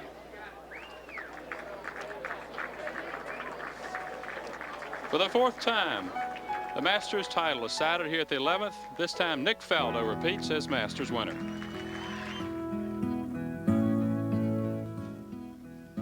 Nick Faldo has joined Jack Nicklaus as the only man to win back-to-back Masters. Again, he wins it on the 11th hole. Some of the finishing scores. Seve finished 2 under. Bill Britton, a great first Masters for Bill Britton. Crenshaw 69 today, same thing for Couples. Mike Donald, he'll remember the 64 on the opening day. And Ray Floyd's 10 under, not good enough. A bogey at 17 forced the playoff. John Houston, also bravely coming back with 3 birdies late in the back 9 to finish 5 under. Bernard Langer could not challenge today. He shot 74. Larry Mize came here hot, back-to-back 3rd place finishes, but drifted after yesterday's round. The Ozakis, only their brother Jet wasn't here. Cooley and Pertzer. Ronan Rafferty in his first Masters, he'll be back. He finished in the top 24. You know who else finished in the top 24? Lee Trevino. In fact, he finished in a tie for 23rd. So at age 50, this is not the last Masters for Lee Trevino. He'll be back again next year. What a stunning finish to a fabulous week. And let's go back through it. Thursday, beautiful weather, clear skies. The story was Mike Donald. The Floridian shot 64. He tied Lloyd Mangram's record from 1940. 50 years ago, Mangrum had shot 64 in the first round, the lowest start ever in Masters history. Donald equaled that. And he should take heart that Ray Floyd's first Masters in 1965 was 69.83. And he came back to win 1. Also on Thursday, the Bear had this putt for eagle at 15. He shot even par 72 Thursday, and would come back into contention later. Well, the pre-tournament favorite, Greg Norman, the Shark found out he could not survive the unsalted waters at Augusta National. He shot 78 on the opening day and missed the cut for the first time in 10 trips here. Bill Britton was in the final group of the day. This little-known player from Red Bank, New Jersey, at 14 with a wedge and an eagle, too, and a solid 2 under finish for the week for Bill Britton. How about Chris Patton, 21-year-old senior from Clemson? He got the gallery going early in this tournament. It was a birdie at 17.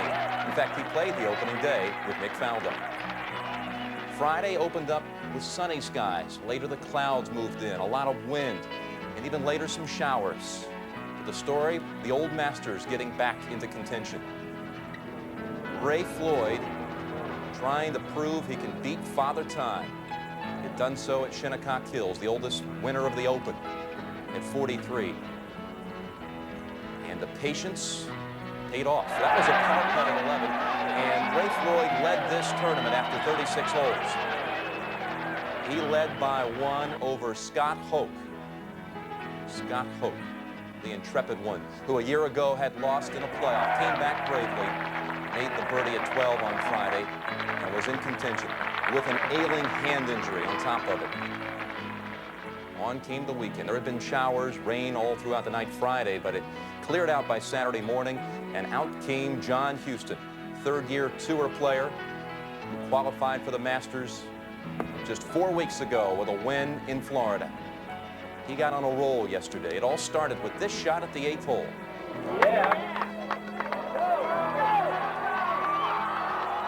Houston birdied 8, 9, 10, and then this one at 11.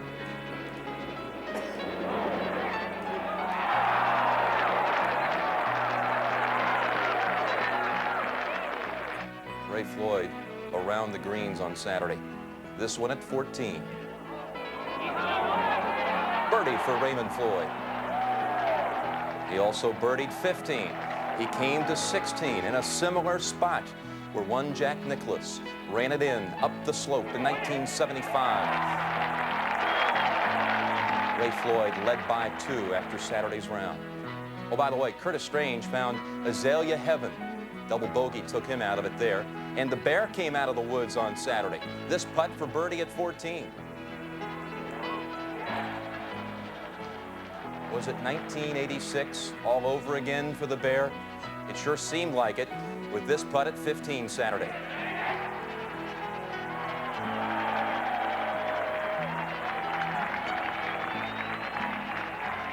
The Bear started today 5 off the lead of Ray Floyd in 4th place. And Sunday, the great weather only continued. Sparkling day. And Ray Floyd had the walk, had the look in the eye. He had a 4-shot lead at one time today. This is Jack Nicklaus on the front 9. He's down in a bunker in front of the green on the par 4 7th hole, and he holds it out. But eventually 6 bogeys on the round will take the growl out of the Bears' charge. Meanwhile, at 12, Ray Floyd decided to putt this one.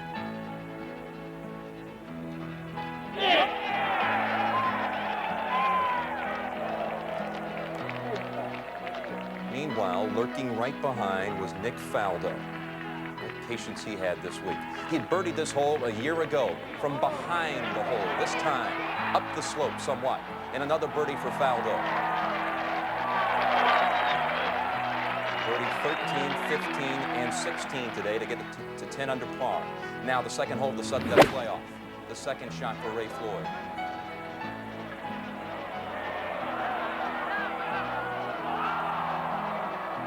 It found the water. And that all but ended the bid to become the oldest winner in Masters history. Nick Faldo, he made this putt last year. All he had to do was 2-putt. He knew he had it. And Nick Faldo again joins Jack Nicklaus as the only back-to-back winner in Masters history.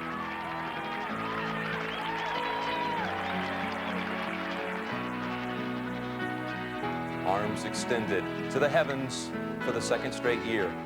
And Nick, I know it's overwhelming somewhat. This is a little more emotional, this one. I really feel as if I've made history this time. You have, and you're to be congratulated. Let me reintroduce the Masters Tournament Chairman, Hord Harden.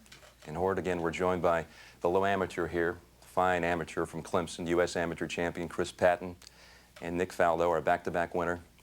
Mr. Harden, another great tournament. Yes, I'm beginning to wonder if we oughtn't to schedule it as a 74-hole event. But Chris, you had a fine week, and I want to congratulate you. You made a lot of amateurs around this country happy with your performance. I've only got one question. You're a senior at Clemson. What are your plans? Well, right now I have a pretty busy schedule with my school team, and I plan to stay amateur through the fall of the year, defend my amateur title, and then go to tour school after that. It's great. You're not planning to sign up with the Chicago Bears, right? No, sir, I'm sure not. Nick, you're in a rut. 2 years in a row. It's a good rut, isn't it? Yes, it's a nice rut, and I certainly have to congratulate you. As a gutty performance, hanging in there when it looked with a double bogey on one that you were finished. But Jim, I'm sure you've got some questions that you want to ask Nick. Indeed. Thank you, Mr. Harden. Nick, it was almost scary, the parallels to last year's playoff in the same bunker at 10. What was going through your mind at that point? Ray was up there so close. You can imagine I didn't hit a drive, didn't hit a draw with a tee shot, same as last year. I was on that hanging lie. I had a similar shot earlier today, and so I thought, well, just aim a little further left, and I made better contact with this one, but it's such a severe slope. And then Ray hits a very good shot, and at least that sets you in your own mind. You've got to make 4. You're not going to get away with anything this time. Again, I'd been in the bunker shot as if I'd had a practice for it. Hit a very good bunker shot, and then when I faced the putt, I really thought, my God, after what happened to Scott last year, maybe the gods are going to get it back on me. but I hold it, and God, you know, in 11, can I take that hole home piece by piece? That'd be wonderful. It is your hole now, that's Yeah. for sure. Congratulations again to you, Nick. And Mr. Harden, this is only the second time this great club has had to present a jacket once again to a back-to-back winner. Would you please? Yes, of course. Generally, the defending champ does this, but since Sandy didn't make the cut this year, I'm going to do the honors. And again, congratulations, Thank you Nick. very much, sir. At least we didn't have to find somebody else's jacket to put We got the on. right one You this got time. yours with your name You've in it got my already. name. Congratulations. Thank you very much. Thank you very much. Folks, it's a remarkable statement about perseverance, patience, and talent. And Nick Faldo, he said it himself. He has made history. He is the back-to-back winner of the Masters. And for all of us at CBS Sports, this is Jim Nance saying good night from Augusta, Georgia.